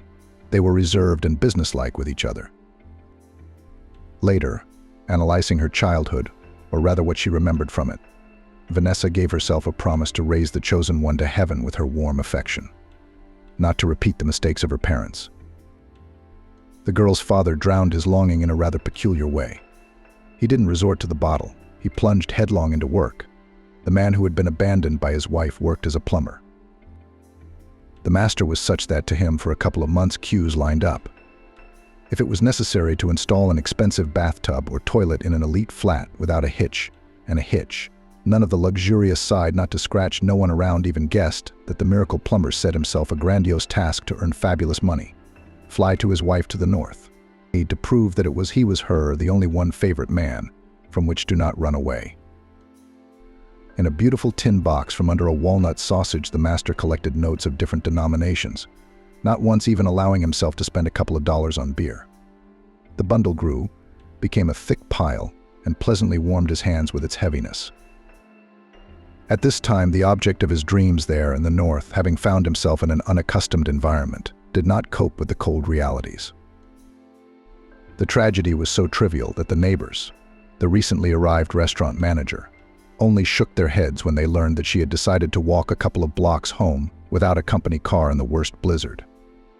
The mother of little Vanessa was lost in the snowy captivity already after a couple of steps from the sky. Snowflakes descended not smoothly, as she was used to. They came down dark, icy, piercing, like a flock of large birds of prey. They covered her mouth, her nose. She couldn't breathe. Her knees buckled, as if the harsh winter had struck her with a stick. She settled helplessly into the snowdrift. There was no strength to scream, to call for help. When an hour later her husband, who began to worry, did not find her friend at home, organized a search. When the woman was found, she was still alive. She passed away later, quietly. The southern body could not cope with pneumonia. So Vanessa became a half-orphan. But they found out what had happened much later. The criminal story of Vanessa's father himself could easily have been the subject of a detective story. After his wife's sudden escape, he worked like a man possessed for a year. Finally, he'd saved up what he thought would be a strong argument for bringing his wife home. The savings came in handy, but there was no flight from their town to the far north. He had to get to a larger airport by train first. The compartment companions seemed like nice guys. They had elite French cognac in their bag. He couldn't even pronounce its name clearly. He had Ossetian pies from a nearby bakery, a couple of his favorite juicy lemons, a chocolate bar. Vanessa's father had a sweet tooth. It was a hearty dinner. He didn't even realize he was going somewhere. He became sluggish, relaxed, began to tell his new friends the story of his life. Even traitorous tears came to his eyes. When the neighbors offered him to play a few games of fool, he did not even suspect that such a gambling game only in his hands held no more than a dozen times in his life. Therefore, at the remark, "Well, you've got to be kidding. Even with epaulettes you left us. You should play for money, lucky boy. In no time you'll leave everyone here without trousers." Lucky reacted with enthusiasm. Who would give up his money bag so easily? Everyone threw in $1 on the card game. A ridiculous amount just for fun. In front of the eyes of the woe traveler, paper pictures with kings and ladies were spinning like in a mystical trick. You only had time to figure out what to throw on the table once again with a fan of colorful portraits. The first $1,000 to cheerful mates Vanessa's father lost out of pure interest, for a light drive. How did this amount in 1 hour increased 100 times? I couldn't even figure it out. My head felt like cast iron. My eyes were all blurry. For some reason he wanted to sleep. The last thing he heard as he fell into the viscous darkness was, "Ashley, help Winston, he's got his heel on his money bag." Then silence and darkness.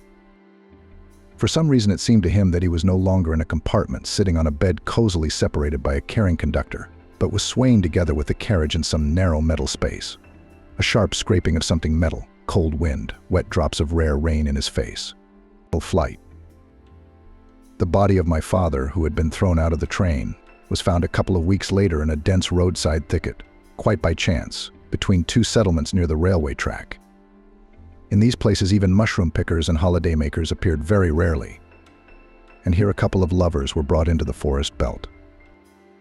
They rode their bicycles, spent some time alone, without prying eyes, and were about to go home.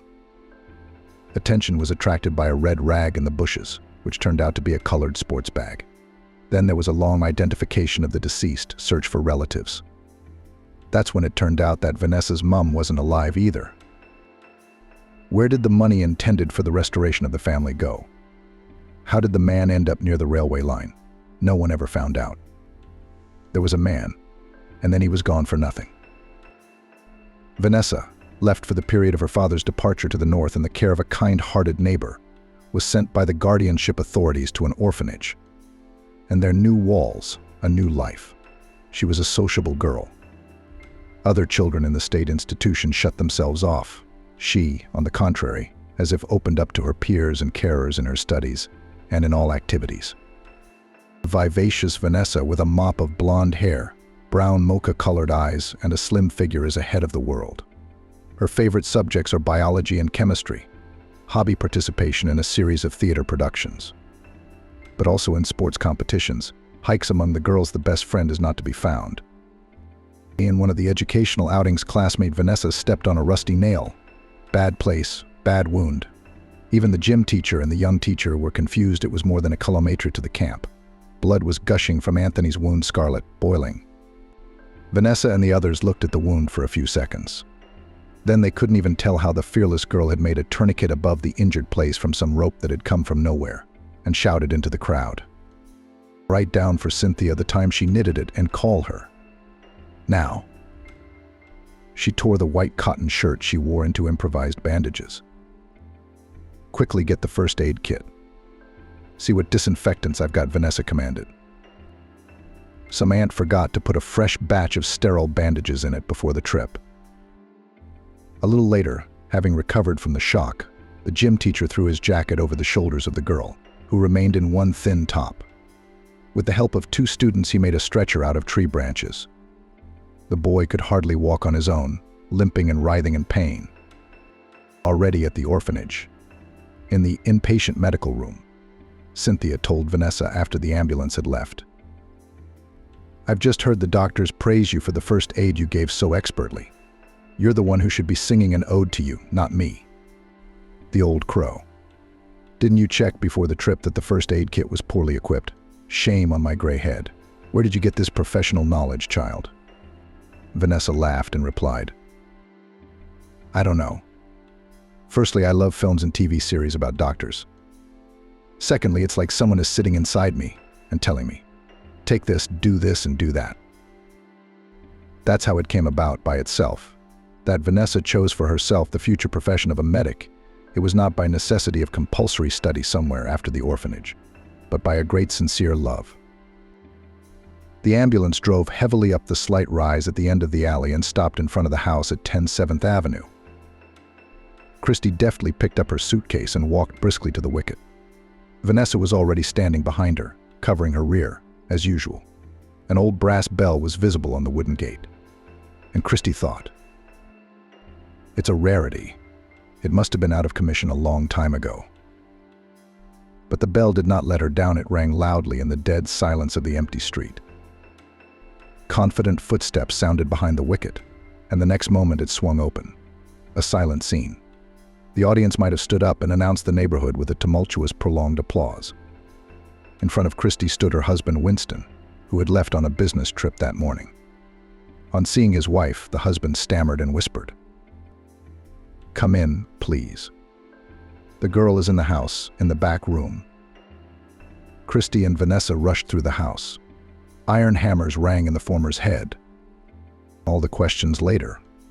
Right now, it's just the girl and her life. But what does it all mean? Why is Winston here? What has he got to do with this little girl?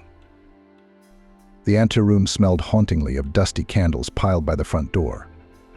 There was a general lack of tidiness that was evidently a constant feature of the place. In the next room were the aromas of yesterday's borscht, which had already passed more than one test, biscuits and a little cinnamon. The little patient was lying on a small sofa, and a young lady of exotic appearance was rushing around her. Seeing her mummy, Christy was a little confused. Dreadlocks of frightened hair the color of acid fuchsia, eyes thickly lined with black. Bottom jeans with huge fancy scuffs on the knees, top a shapeless t-shirt with a strange pattern on it. The thought fluttered helplessly in my head again. Winston. What is her Winston doing here? A lover of immaculate cleanliness and classic style and dress, he couldn't possibly be here by definition, but he was standing next to her, looking at her with the pathetic eyes of a sick dog. Vanessa felt the ridiculousness of the situation. In a loud voice, she commanded, "Stand back. Let the doctor examine the girl. And you, mummy, quickly tell us what's going on." The baby lying on the pillow was so similar in appearance to Winston that Christy's heart almost stopped. Christy listened intently, a heartbeat or two she was sure to miss. It became clear that angina, neurological swelling, had affected her larynx. The girl could barely breathe. There were signs of hives on her face. The little girl involuntarily pulled her hand to the nasty spots, trying to scratch them. Surprisingly, Winston was the one to answer the EMT's questions. It was as if Christy had been poured a bucket of ice water on him, and he seemed to jump right in, too. "My daughter and I were at the circus today," he began. "There's a touring show with little artists. Ponies. Our little girl is obsessed with horses." In the second act, just as the show started, Cassandra's lips started to swell. And then her face started to swell in front of her eyes. I knew right away that something was wrong. We went to the Circus Medical Center, where my daughter was given some antihistamine. The swelling went away in a flash and we went home. At home, everything was fine at first, but then Cassandra started to wheeze. I found some sawdust from the circus arena in her hands. It turned out that when she was being wheeled around by one of the pony horses at intermission, she had picked up a handful of chopped up wooden pieces on the floor, all the while sniffing them to remember how beautiful her horse was. I assume it's a severe allergy. Christy listened to his monologue and couldn't believe her ears. My daughter and I went home. Who is Winston saying all those words about? How can this be? For a moment, rainbow circles swam before her eyes. She met Vanessa's gaze and she realized the doctor wasn't feeling well. Christy was about to faint right in the middle of this small, stuffy room. Of course, Vanessa knew her colleague's husband. Undoubtedly, she realized that her doctor's handler knew nothing about her husband having a child on the side. In a decisive move, the nurse sat Christy down in a chair, waved the cotton wool soaked in ammonia in front of her nose. Only said a few words. "Suspected Quinkie's oedema. We'll get her to the hospital." The doctor nodded dejectedly. "It's a serious condition, no matter how severe the bronchial spasm." Vanessa was ready.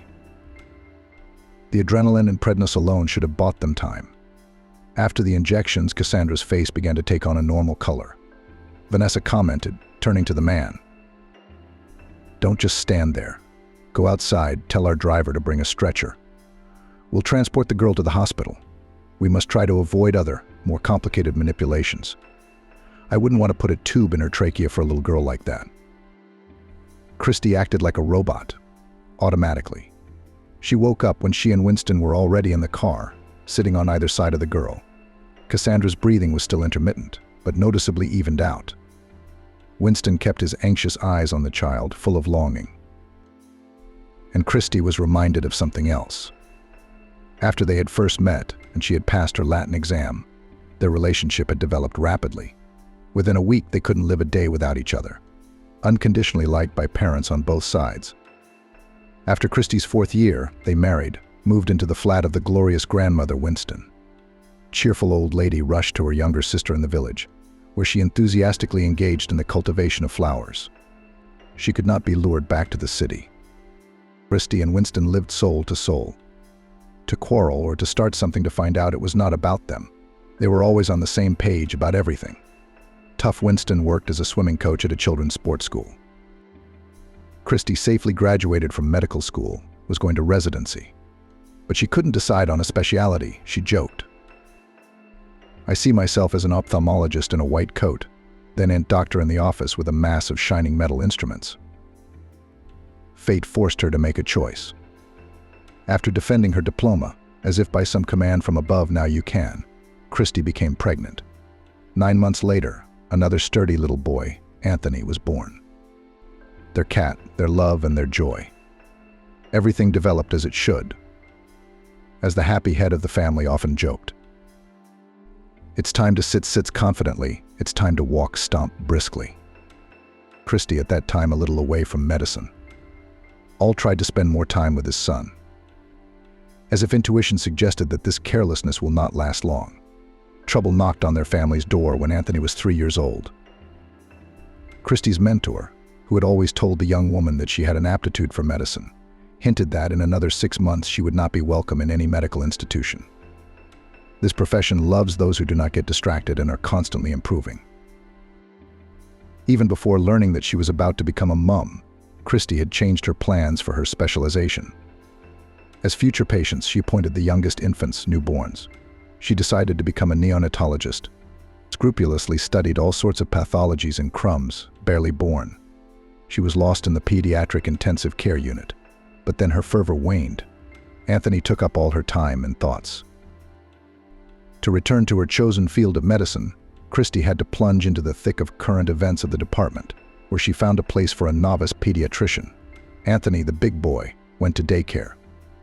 Winston continued his activities with his charges in the sports section. Everything in their family flowed according to the planned course.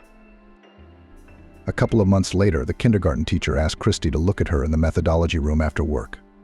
Here she told the boy's mother her observations and concerns. But first she asked, "Do you notice anything strange about your son lately?" Christy raised her eyebrows in surprise and opened her amazed eyes wide. "My husband and I both work very hard. We see Anthony most of the time in the evenings, but he seems healthy and alert. What exactly made you suspicious?" "We were preparing for a matinee in the group. All the folk dances the kids weren't doing right. Anthony, having made another round of the music room with his little partner, stopped abruptly and sat down on the children's chair. I didn't think much of it at the time, but your son started stopping as he walked more and more often. Christy, it seemed to me that his lips were turning a bluish color at this point. And yesterday we had a checkup with the pediatrician from our local hospital. She advised to show the boy to a pediatric cardiologist. I'm a doctor myself, also a pediatrician. I could not see anything in my son," Christy confidently replied to the teacher. And she thought to herself, or could. Without delay, the next day she took Anthony to her home department. The doctor's verdict was overwhelming. "Your son has a rare form of heart defect, which usually manifests itself only by the age of 3 or 4 years. The only way out is an urgent operation, otherwise he will not live for 6 months. His condition will worsen every day. In our city, such a complex surgical intervention is impossible. The experience of such operations has already been gained in New York. Cardiac surgery centers in Germany, Switzerland, or Israel will also be able to cope well with it." Christy and Anthony walked home with slow steps. It seemed that now her boy would get sick and his heart would not hold out. Winston rushed from the sports school as soon as she called him, and Christy kept poring over textbooks, notes, medical literature. It appeared that in their case, a favorable and a fatal outcome were equally likely, 50-50. Where can I find the point that will make the swing go in the right direction? The cost of the rare and complex surgery in New York was fabulous. As time flew by, Christy and Winston were unable to raise the necessary sum. Even selling her grandmother's old flat with her permission and moving into a one-room flat in the suburbs did not even out the balance. When one of the charitable foundations intervened in the seemingly hopeless case, everything moved forward. Finally, the operation and treatment were paid for, tickets to New York were bought, and things were packed. But Anthony died on the operating table. The swing didn't want to lean in the direction of their marital happiness and well-being. There was no negligence, no medical error, no serious preconditions, just the severe illness itself. Christy, being a pediatrician, understood all this perfectly well. But her heart froze the moment the surgeon came out of the operating theater and waved his hands, saying nothing. She and Winston understood everything at once. There was no cry, no sigh. Only they hugged each other tighter. They seemed to stand like that the whole time their son was trying to be saved under the cold glow of the bright lamps. They returned home devastated. Christy kept saying, "It's time's fault. We let it slip away, while we were trying to raise money for the operation. If we'd come to New York sooner, everything would have been fine." Then she took a course to retrain as a pediatrician to work in an ambulance. It became important to her to save at least someone else's baby. That's when she first told her husband her motto: "We are always responsible for everything." Some people just go through life without realizing it.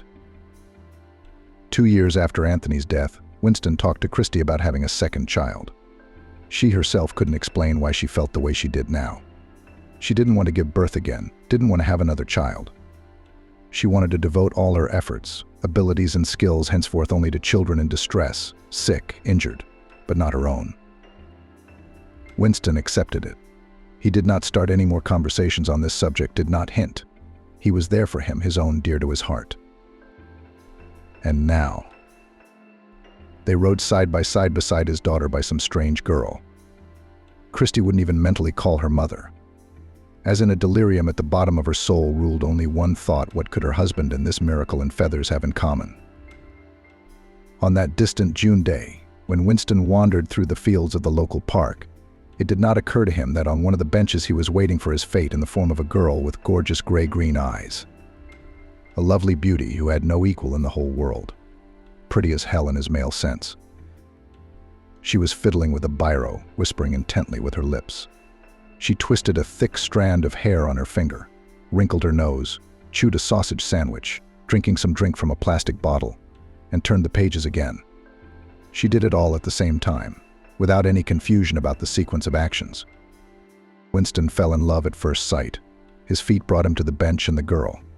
And then he was a little confused, so he said the first thing that came into his head, but he did not lose the power of speech. She herself had offered to meet him. She didn't refuse to go with him the next day to the ice cream parlor. In any love family story, there are two faces, two participants, two heroes. If someone were to write down Winston and Christy's memories, there would be two similar stories on paper. They realized they loved and wanted to be together. They were close, they were friendly, they understood each other. Wanted, waited, and then raised Anthony together. Everything was the same, shared. Everything was shared. Together they met a misfortune like no other. The son left, they stayed. Not by the laws of nature, the older outlived the younger.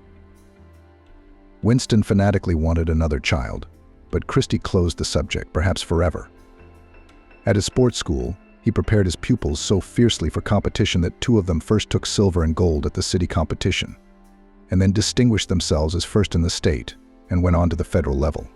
Invitations to competitions all over the country came pouring out of the horn. The head coach even hinted that they might be in the running for the national cup. Christy almost did not notice now his endless trips to all sorts of business trips. She was sure that the adventures on the side of her husband will not look for adventures.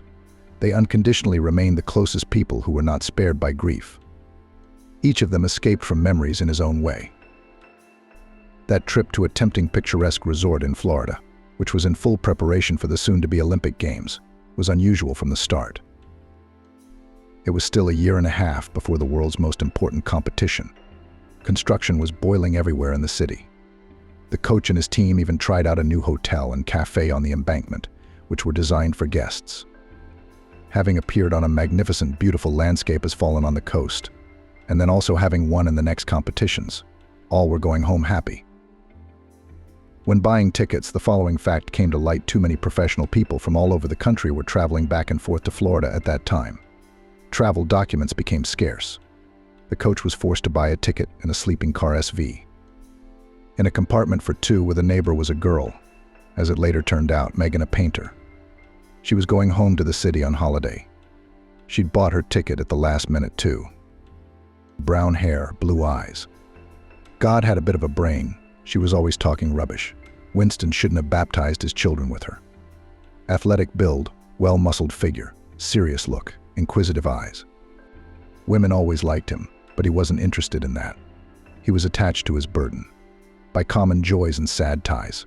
He paid little attention to other ladies, even if they gave him unequivocal attention. The girl in the compartment was about 10 years younger than he was. When he entered, she was eating a pie with potatoes and drinking a Coke. She nodded at the greeting, introduced herself. Terry. I'm going on holiday 9 months almost without a day off. Painter on the objects for a fortnight. The foreman gave me a holiday. Sit down. Why are you frozen like a pillar? We're here for almost 24 hours. This monologue made Winston sit down on the second shelf. The train started peacefully. A beautiful landscape floated outside the window. 10 minutes later, his boys came to visit him and immediately began to tease the coach. Chief, can't we switch places? Such a girl is traveling with you. You won't shame the team's victories on all fronts. Terry was easy. She didn't flirt. She didn't make eyes at him. She didn't flirt with him. She didn't flirt at all. She gave him some cakes, took one of his sandwiches, went to the conductors for coffee for the two of them, waved him off. Some things women are entitled to by status. I'm already 23 years old. I look younger because of my small stature, but I'm already a lady of stature. The passenger train glided smoothly along the smooth tracks. The day outside the window changed to a long black night with few bright lights of stars in the sky. Winston and Terry discussed the latest Hollywood premieres, the mores of show business stars, the beauty of Miami, and then languidly told each other a couple of anecdotes from what they could remember. Then the conversation dried up, and they decided to go to bed. Winston flipped through some railway newspapers for a while. Terry delved into a detective story. Boring. They both lay down on their sides with their backs to their traveling companion and pretended to fall asleep. After half an hour of torment, Winston did doze off. He awoke to hands stroking his shoulders. Don't be afraid, coach. You're a brutal man. Too hard to resist, Terry whispered. Winston twitched on the shelf, stood up abruptly, turned round to face her. What are you doing, traveling companion? I told you I was married. You've never been away from your wife, Winston? Never cheated on her. Of course you haven't, said the man angrily. But inside him the excitement was already reviving. Terry caught the change in his mood, and then what happened happened. We hadn't talked much since this morning.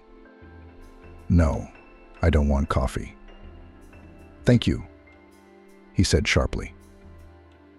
Since the evening, Terry did not raise her eyes to Winston, as if ashamed. In their own city, they went off to different sides of the platform. His memories of that night were strange.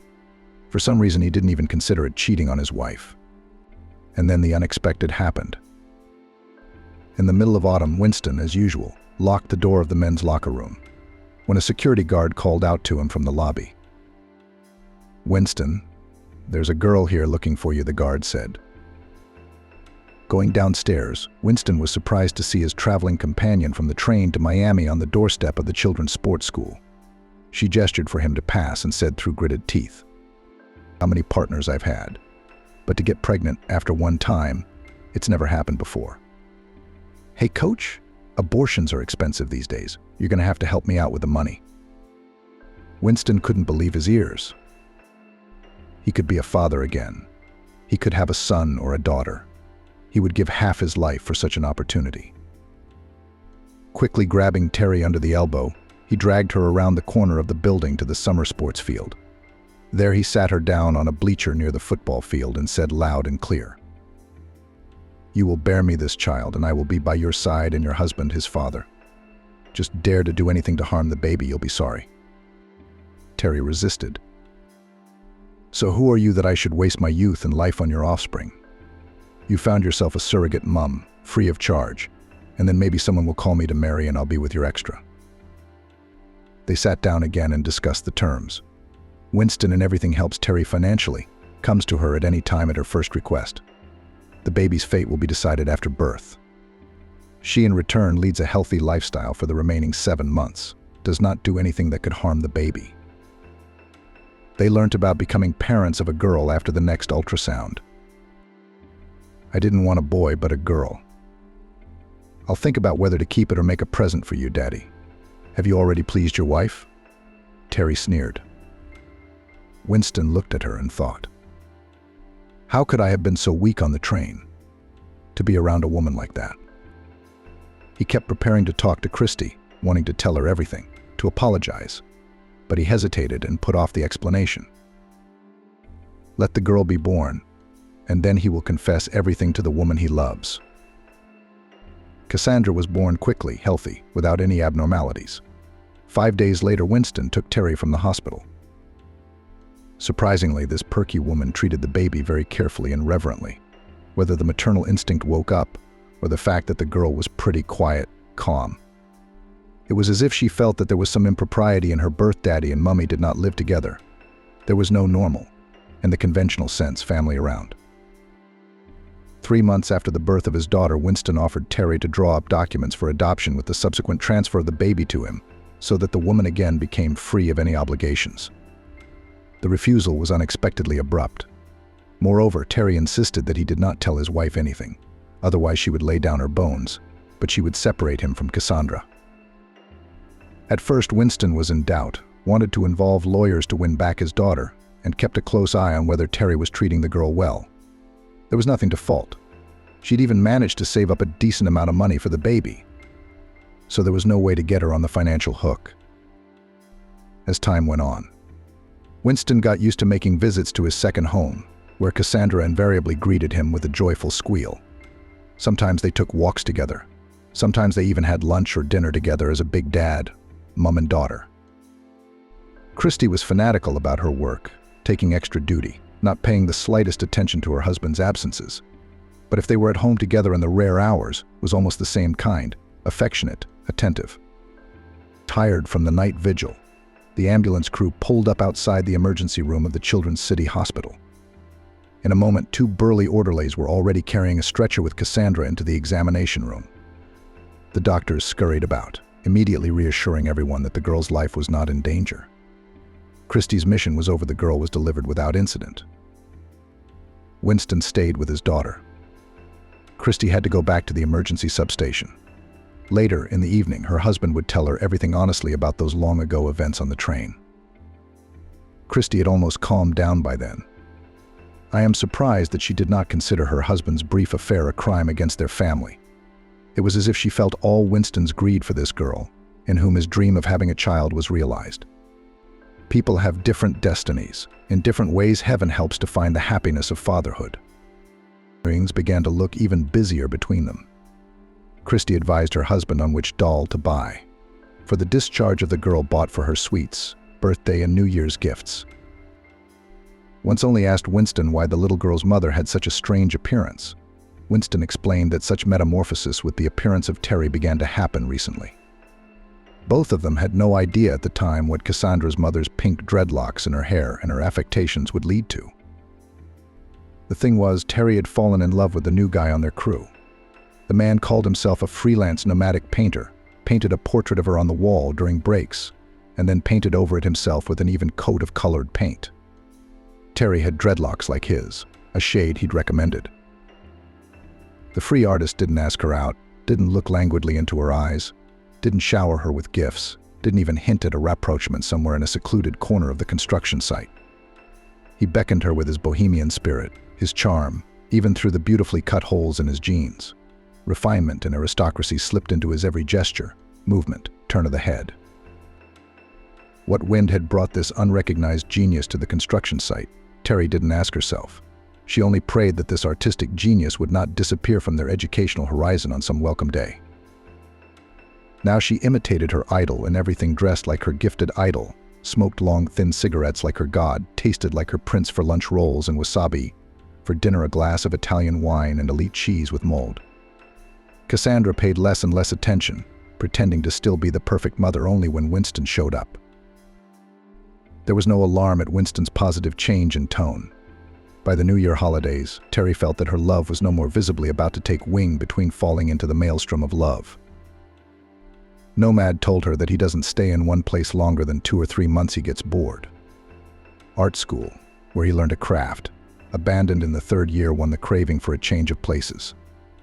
In unknown lands, Terry broke away after the object of her love and a fortnight after the appearance of longing in his eyes. But first she was well prepared. She already knew that Winston had no secrets from his wife, so she invited them both to the cafe to talk about an important matter.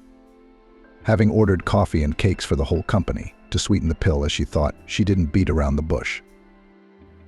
I've met the man of my life, it seems. The kind of love people call ready to follow him to the ends of the earth. Cassandra's no longer my thing. God knows I wasn't always such a bad mother to her. I'm attached to her in my own way. Now I want to get on with my own life. If you want, Slava, draw up the documents. I'll give you my daughter and go away. Christy was shocked by this proposal. She was not the least bit opposed to Winston's daughter living with them. But how can a mother give up her child like that? The image of Anthony's little boy floated before her eyes. A sharp needle of pain pricked at my heart. If you'd come back, darling, I'd never give you up to anyone aloud, however, she said. We are always responsible for our loved ones. Winston, you haven't said a word yet. And I'm ahead of the curve, as always. We agree, Terry, to take your little girl into our family. Do the necessary paperwork. We'll sign everything. And we'll get all the paperwork together on our end for Cassandra's adoption. Easily bypassing all sorts of bureaucratic hurdles, Winston and Christy adopted Cassandra in the shortest possible time. Cassandra had always been fond of her father. Her mother's departure was explained to her as a vital necessity, and she and Aunt Christy quickly hit it off. Cramped but not cramped. Now in their small one-room flat there was always a little bell-ringing voice, always taking part in all the household chores. Cassandra and Papa Winston hung the laundry on the balcony, helping Aunt Christy. And then the female half of the family would bake treats in the kitchen. From the other room came the voice of the head of the family. Hurry up and come and have tea. That would have been the end of the story. But it is not for us to decide what fate will do. She has already prepared new trials for these people. Another team was to go to the house where the house collapsed. Somebody in the heavenly office decided otherwise. A nurse at a neighboring substation slipped on the porch. The first frost had just arrived in the city, and the insidious ice had been forgotten. Somewhere on the other side of town, near a collapsed house, an ambulance was waiting for the unfortunate victims. The medical worker's leg swelled up before his eyes. Even without x-rays, it was clear to the specialists it was a fracture. Christie's team was rushed to the scene. Vanessa, as always, Miles, indispensable for traveling on any type of road, Christie focused. All assembled were good to go. Even Vanessa doesn't argue about riding in the back. She quickly climbs into the seat with Miles in the cab. No time for arguments and bickering. A couple of days ago, Christie and Vanessa had a serious conversation. Outside of work, they are friendly and on a you basis. Only at work they keep the chain of command. The doctor started the dialogue. But I began to my subordinate not for faults in the service, but for Miles. Don't you have a heart?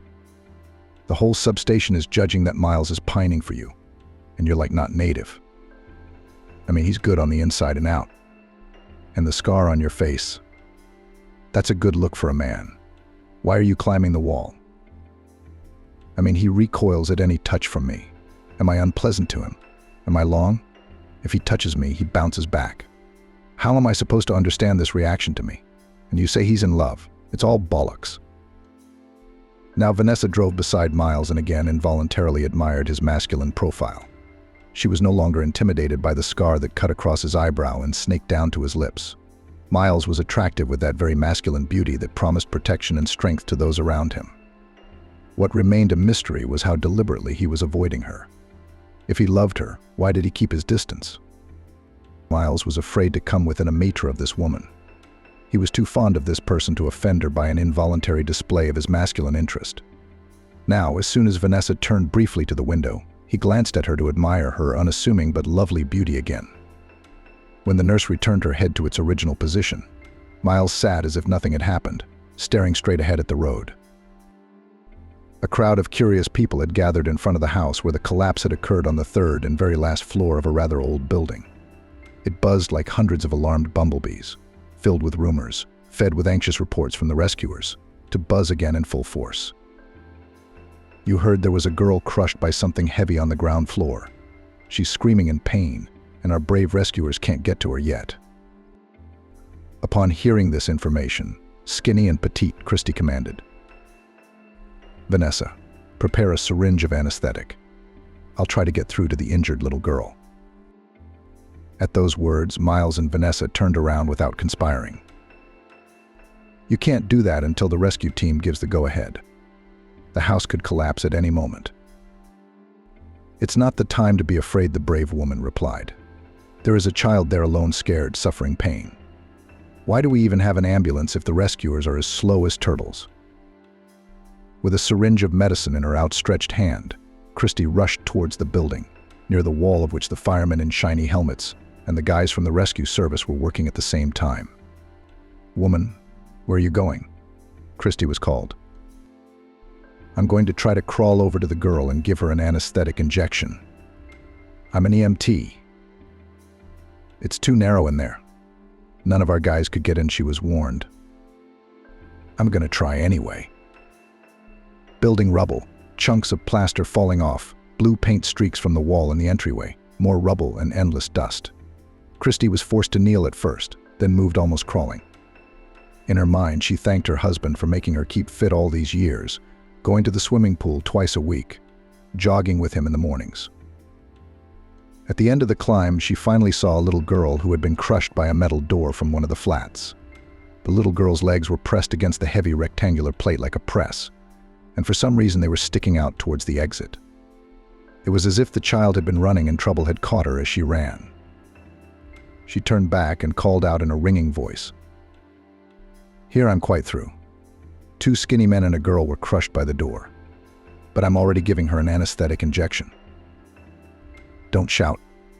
For God's sake," came a whisper in reply.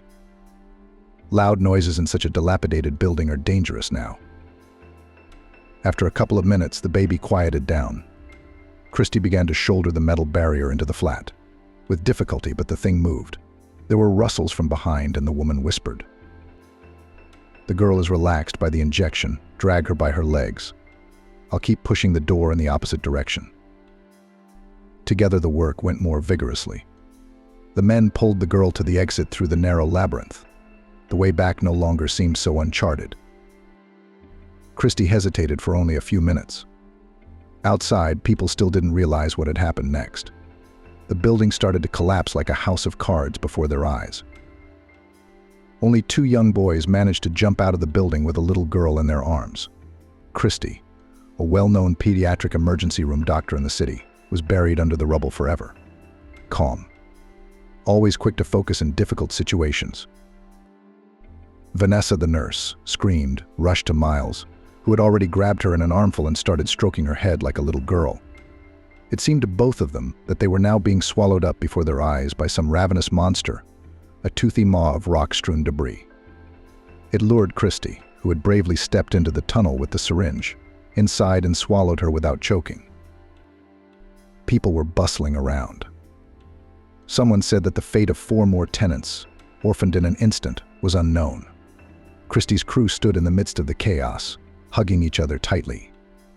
A little later, with the pretense that their presence here is no longer needed, went to the car, without unhooking the embrace. They had to go to Winston's now to tell him and little Cassandra the bitter news. A fortnight passed.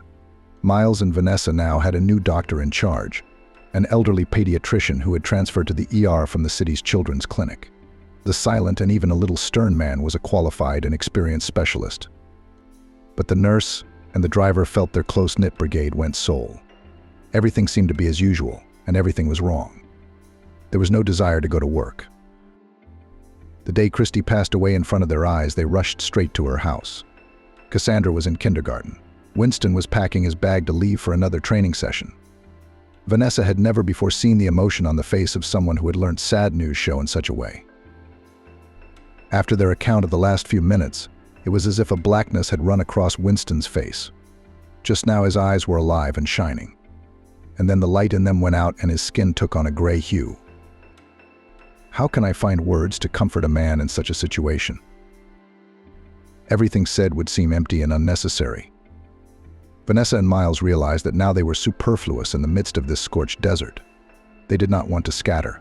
Some thick, strong thread now bound this couple, who had just witnessed a terrible, hopeless tragedy.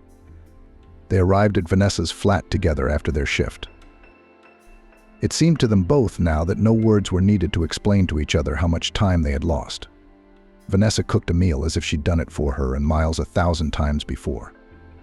Both of them had such a voracious appetite after the stress they'd been under, that a huge pan of fried potatoes, generously drenched in eggs, had been devoured in about 5 minutes. Before, Miles had always thought that if Vanessa were near him, he would pounce on her like a hungry wolf. That's not what happened. He had such tenderness for this woman that a little more and he would melt like ice cream in hot weather. Miles felt such happiness inside that it seemed as if all the long agony of waiting hadn't happened. When Vanessa fell into a restless sleep, he was still unable to fall into a restful slumber. He wondered if he had imagined that she, his woman, his dream, his vision, was really sleeping on his shoulder.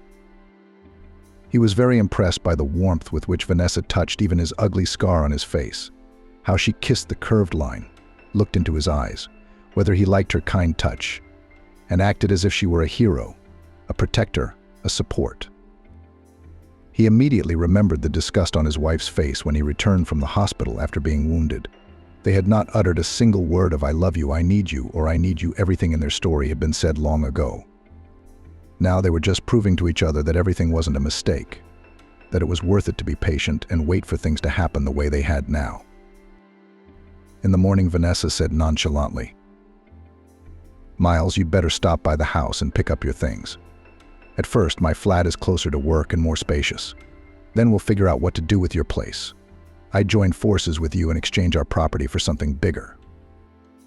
Miles hadn't known what a quiet family home was before. He and his wife had lived in perpetual separation.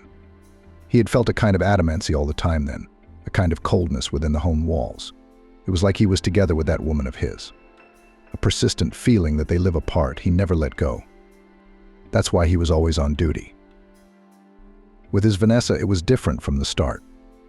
Some kind of reassurance that he was needed and important. That even when he goes to the supermarket to get groceries on behalf of his girlfriend, they have time to miss him. And they greet him so warmly on the doorstep, as if he were returning from some distant journey. Winston, after the tragic death of Christy, lived as if in a delirium. In the morning, he automatically prepared sandwiches and coffee for himself, while stirring on the cooker porridge on milk for Cassandra. The girl became his salvation, his outlet, his light in the window. In his spare time, he couldn't stay in their tiny flat at all. He, Christy, and his parents, after the grief that had fallen on the family, immediately gave up sharply. Almost simultaneously, they became helpless old men.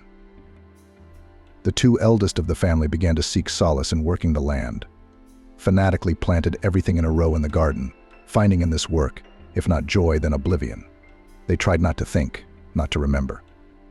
Even their granddaughter was stubbornly not taken to them on weekends, and they couldn't cope with Cassandra, who asked 100 questions in a minute. Winston took his daughter on impromptu camping trips at weekends. They would go to a river somewhere far away, pitch a tent, wander around the steppe, pick wildflowers for Christy's grave. On the way back, they'd always stop at the cemetery. Winston sat down on a wooden bench and talked for a long time with his beloved woman, who had passed away prematurely.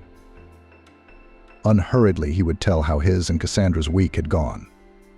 Sometimes he proudly boasted that his charges had again won another prize at a prestigious competition. Christy looked up at him from the photograph with her gray-green eyes and smiled that smile of hers with which she liked to announce her life motto. "We are responsible for everything. If something happens on the road, be good enough to go to the victorious end." After visiting the cemetery, Winston felt better for a while. And he also noticed a new peculiarity. He was annoyed by carefree women on the street. A cheerful girl would come along, and he would look after her and think angrily. "I wonder, my dear, and you would step like this, without fear under the ruins of a building held by a thread. If a stranger's child was crying there." A dark annoyance enveloped him. Why do they all go on living and his youth is gone from him forever? Cassandra had grown up all at once. In her very young years, she had turned into a sort of wise old woman. She'd never been cranky since kindergarten. Buckwheat porridge with sausages is the best meal for dinner, and the 101st time she read a bedtime story about Cinderella. Every time was like a new discovery. She wasn't afraid to stay home alone if Winston had to go somewhere urgent. After such absences, she'd always ask him thoughtfully, "Tired? Shall I put the kettle on? Let me take your dirty socks to the bath." She'd already lost her second mum, but she never asked Winston any questions along the lines of, "When's Mum coming back?" or "Why are we living together?" They were having a good time. Even in this orphaned solitude, they always understood each other with half a word, half a look. Sometimes in the evenings, Miles and Vanessa came round with cakes or cake. Then they would have noisy tea parties together. They remembered Christy with a light sadness. All four at the table loved her. All four of them missed her very much. Winston sometimes painfully wanted to go somewhere far away from this city, where everything reminded of the happy past. But where to get a new, well-trained team of athletes? And his wife's grave is here. The old people are near. I had no desire to fight reality, no matter what. The anniversary of Christie's death was celebrated in a cafe. The brave doctor's former colleagues took care of everything themselves. Winston, Cassandra, parents were brought to the institution, where everything was already ready. Miles and Vanessa recently signed a marriage, deciding not to delay any longer with the officialization of their relationship. Their family was expecting a new addition in a couple of months. They had recently moved into a new flat, having bought it, as they were going to do, with the money from the sale of their bachelor flats. Many warm words were said to Christy at the table.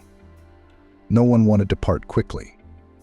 This time even Winston's parents expressed a fervent desire to take the girl to themselves for a couple of days. They sincerely missed the little girl. Having seen off the last guests who had gathered in honor of his wife's memory, Winston wandered home through the very park where they had once met. The same bench in the shade of an old chestnut tree. The same alleys of shrubs and flowers, hiding couples in love from prying eyes. In the far corner of the footpath, some company was frolicking all around. There were 3 young men. All together they surrounded some girl, not allowing her to take a single step. Winston's eyes darkened for a moment. The victim of the youths was an exact replica of his wife in their early youth. Slim, with a lock of loose hair, the girl stood helplessly between the boys, clutching a dainty handbag. The boys moved predatorily toward Megan, tightening the ring around her more and more. Winston added a step. "Guys, don't you think the lady doesn't want to mingle with you?" One of the young predators turned his head slightly, hissed, "Man, you'd better keep walking past. We'll handle our friend here on our own without interference." A cold chill of rage ran through Winston's body, quickly turning into an angry volcanic scorcher. It was infinitely important to him right now to save this young girl, to stop the insolent subjects from mocking her. Even if the whole company was long and well acquainted, even if there was truly nothing threatening her, it was important to him to get her away from those insolent guys and get her away from here. "I don't think the brisk man understands us," one of the guys said. "Go the other way out of here, passerby. We're all our own people here, and you're an extra." Winston glanced at the girl, whose green eyes were filled with despair. She was silent, but her eyes were pleading for help. Winston could not be mistaken that she was uncomfortable with the unpleasant scene that had been played out here. "The girl will leave with me," Winston gave the boys an ultimatum. "Or are you going to regret that our paths have crossed?" "Look at that funny man," grinned one of the trio, stepping away from his friends and standing opposite Winston. "He doesn't understand orders the first time. He's got a bit of a hound." The boy quickly slipped his hand into his pocket and pulled out a small knife. "How's that for an argument, noble knight, who decided to save the honor of a lady he didn't know? Would you rather I tickle your throat with this toy?" Or let's see if our lovely Megan likes that kind of game. Winston often dropped by to visit the instructors who rented one of the gyms at the martial arts school. He wasn't afraid of any attacks from the youngsters. Now, it was important to him that they did not touch the girl, so similar to his wife at the time of their first dates. The boys rushed towards their victim, who instead of fleeing the scene, froze in place like a statue. They began to come in from all sides, but Winston was only aroused by this. He only had a couple of shots of vodka that night. The rest was done by hatred for the scum who thought that they were the masters of this park, that they were untouchable, and everything was allowed to them. And how much older he was than them, about 10 years, no more. They could almost be considered as one generation, but in the eyes of his opponents there was so much cruelty, felt such a craving for lawlessness and permissiveness, that it did not fit into the framework of decency and the understanding of the coach. The fight began sharply and fiercely. The guy with the knife scratched Winston's shoulder with the sharp blade almost immediately, as if teasing and inviting him to do more. The toughest of the three assailants grinned into Winston's eyes, trying to break him mentally at the start. The girl stood so still, mouth open, either from fear or confusion. "Get out of here," Winston shouted to her. "I don't want you here in a second." But she would not give up and shook her head vigorously. "I'm not leaving you alone with them. They've been after me for a long time." And here was a chance to be caught alone without friends, and even at a late hour. We all studied together at the university, boys from the elite, from the golden youth. And I am an orphanage. It's like a red rag for a bull, for them. Everyone wonders what kind of life I had in childhood and youth in a state institution. It was not customary for us to leave our own behind. I'll be there for you. Winston was so distracted by the girl's monologue that he missed a couple of solid punches to the ribs. Something crunched inside a fracture, he thought grudgingly. Meanwhile, the guy with the knife decided to have a different kind of fun. He jumped up behind the fellow student and pressed the blade against her lower cheek. "So you say, my kitty, you're not used to leaving your own behind?" He grinned. "And if I scratch your throat on your cheeks now, will you abandon the whole park?" The girl, to everyone's surprise, who had been in a daze before, did not faint. She turned to the guy. A thin trickle of blood ran down her cheek. "I'm so sick of you at uni, you bastards and scum," she shouted. "You're nothing without your mums. You're nothing without a stick. That's what you can do for yourself in this life. If they take away your expensive car, your bling, your bank card, what will you know when you have to survive in a wild pack of teenagers?" None of the men involved in the fight expected such a fight from the pretty student. The boys were completely furious, even their faces darkened with uncontrollable rage. Having removed the knife from the girl's throat, her opponent joined his friends. Now they surrounded Winston on all sides, like a mass of bodies and faces distorted by anger. He himself could not remember how he had pushed their supposed leader in the chest with all his might. He did a sort of gymnastic somersault, lifting his feet off the ground, and fell down on his back. The back of his head struck the sturdy curb of the alley. A ruby stain of thick blood instantly began to spread beneath the young man's head. Winston, who had so many times taken his boys from the section to the infirmary after injuries, instantly realized that it was bad. Habitually, he put his finger on his opponent's neck in the place where a vein usually beat. There was no pulse. The rest was like a blur. The girl regained consciousness. "First, call an ambulance and the police now. Nobody leave," she commanded. The boys frantically began to grab their phones, making calls to parents, services, and important acquaintances. Winston sat down on the curb next to a guy and thought frantically. Cassandra is now at home with her parents, who wanted to keep an eye on her today. I'll be detained, most likely. What will happen to the girl? He quickly beckoned the young student over to him. "What's your name?" "I'm going to need your help." "I'm Maggie. Tell me what needs to be done." "I'm Winston. Here's a note with my address, my flat keys, my friends Miles and Vanessa's phone number. My 5-year-old daughter Cassandra is at her parents' house right now. Take her and give her to my friends. They'll take care of her." When the police, ambulance, and a bunch of other people arrived, Winston was somehow completely calm. As the saying goes, you can't be safe from jail or want, he thought. I guess it's my turn to learn what it's like to eat government bread and live behind bars. So many important gentlemen had arrived, commanding the men in the prison and the guards who had come with them. Winston was probably lucky that he was taken to the police car at once. Otherwise, the loose dogs surrounding the dead guy's powerful father would have killed Winston on the spot. Maggie, who had been rescued by him from the borderless scum, was always hanging around him. She even managed to show the ambulance the cut on her neck to get a certificate of beatings, all the time she was telling something to the operatives and the investigator. They were brought to the police together. Winston's documents and mobile phone were immediately taken away. While they were dealing with him, Maggie ran like a mouse to the side and made a few phone calls. Then, meeting Winston's eyes, she gave him a thumbs up, saying that the mechanism for taking care of his daughter had been set in motion. She turned out to be a desperate person who manages to keep up with everything.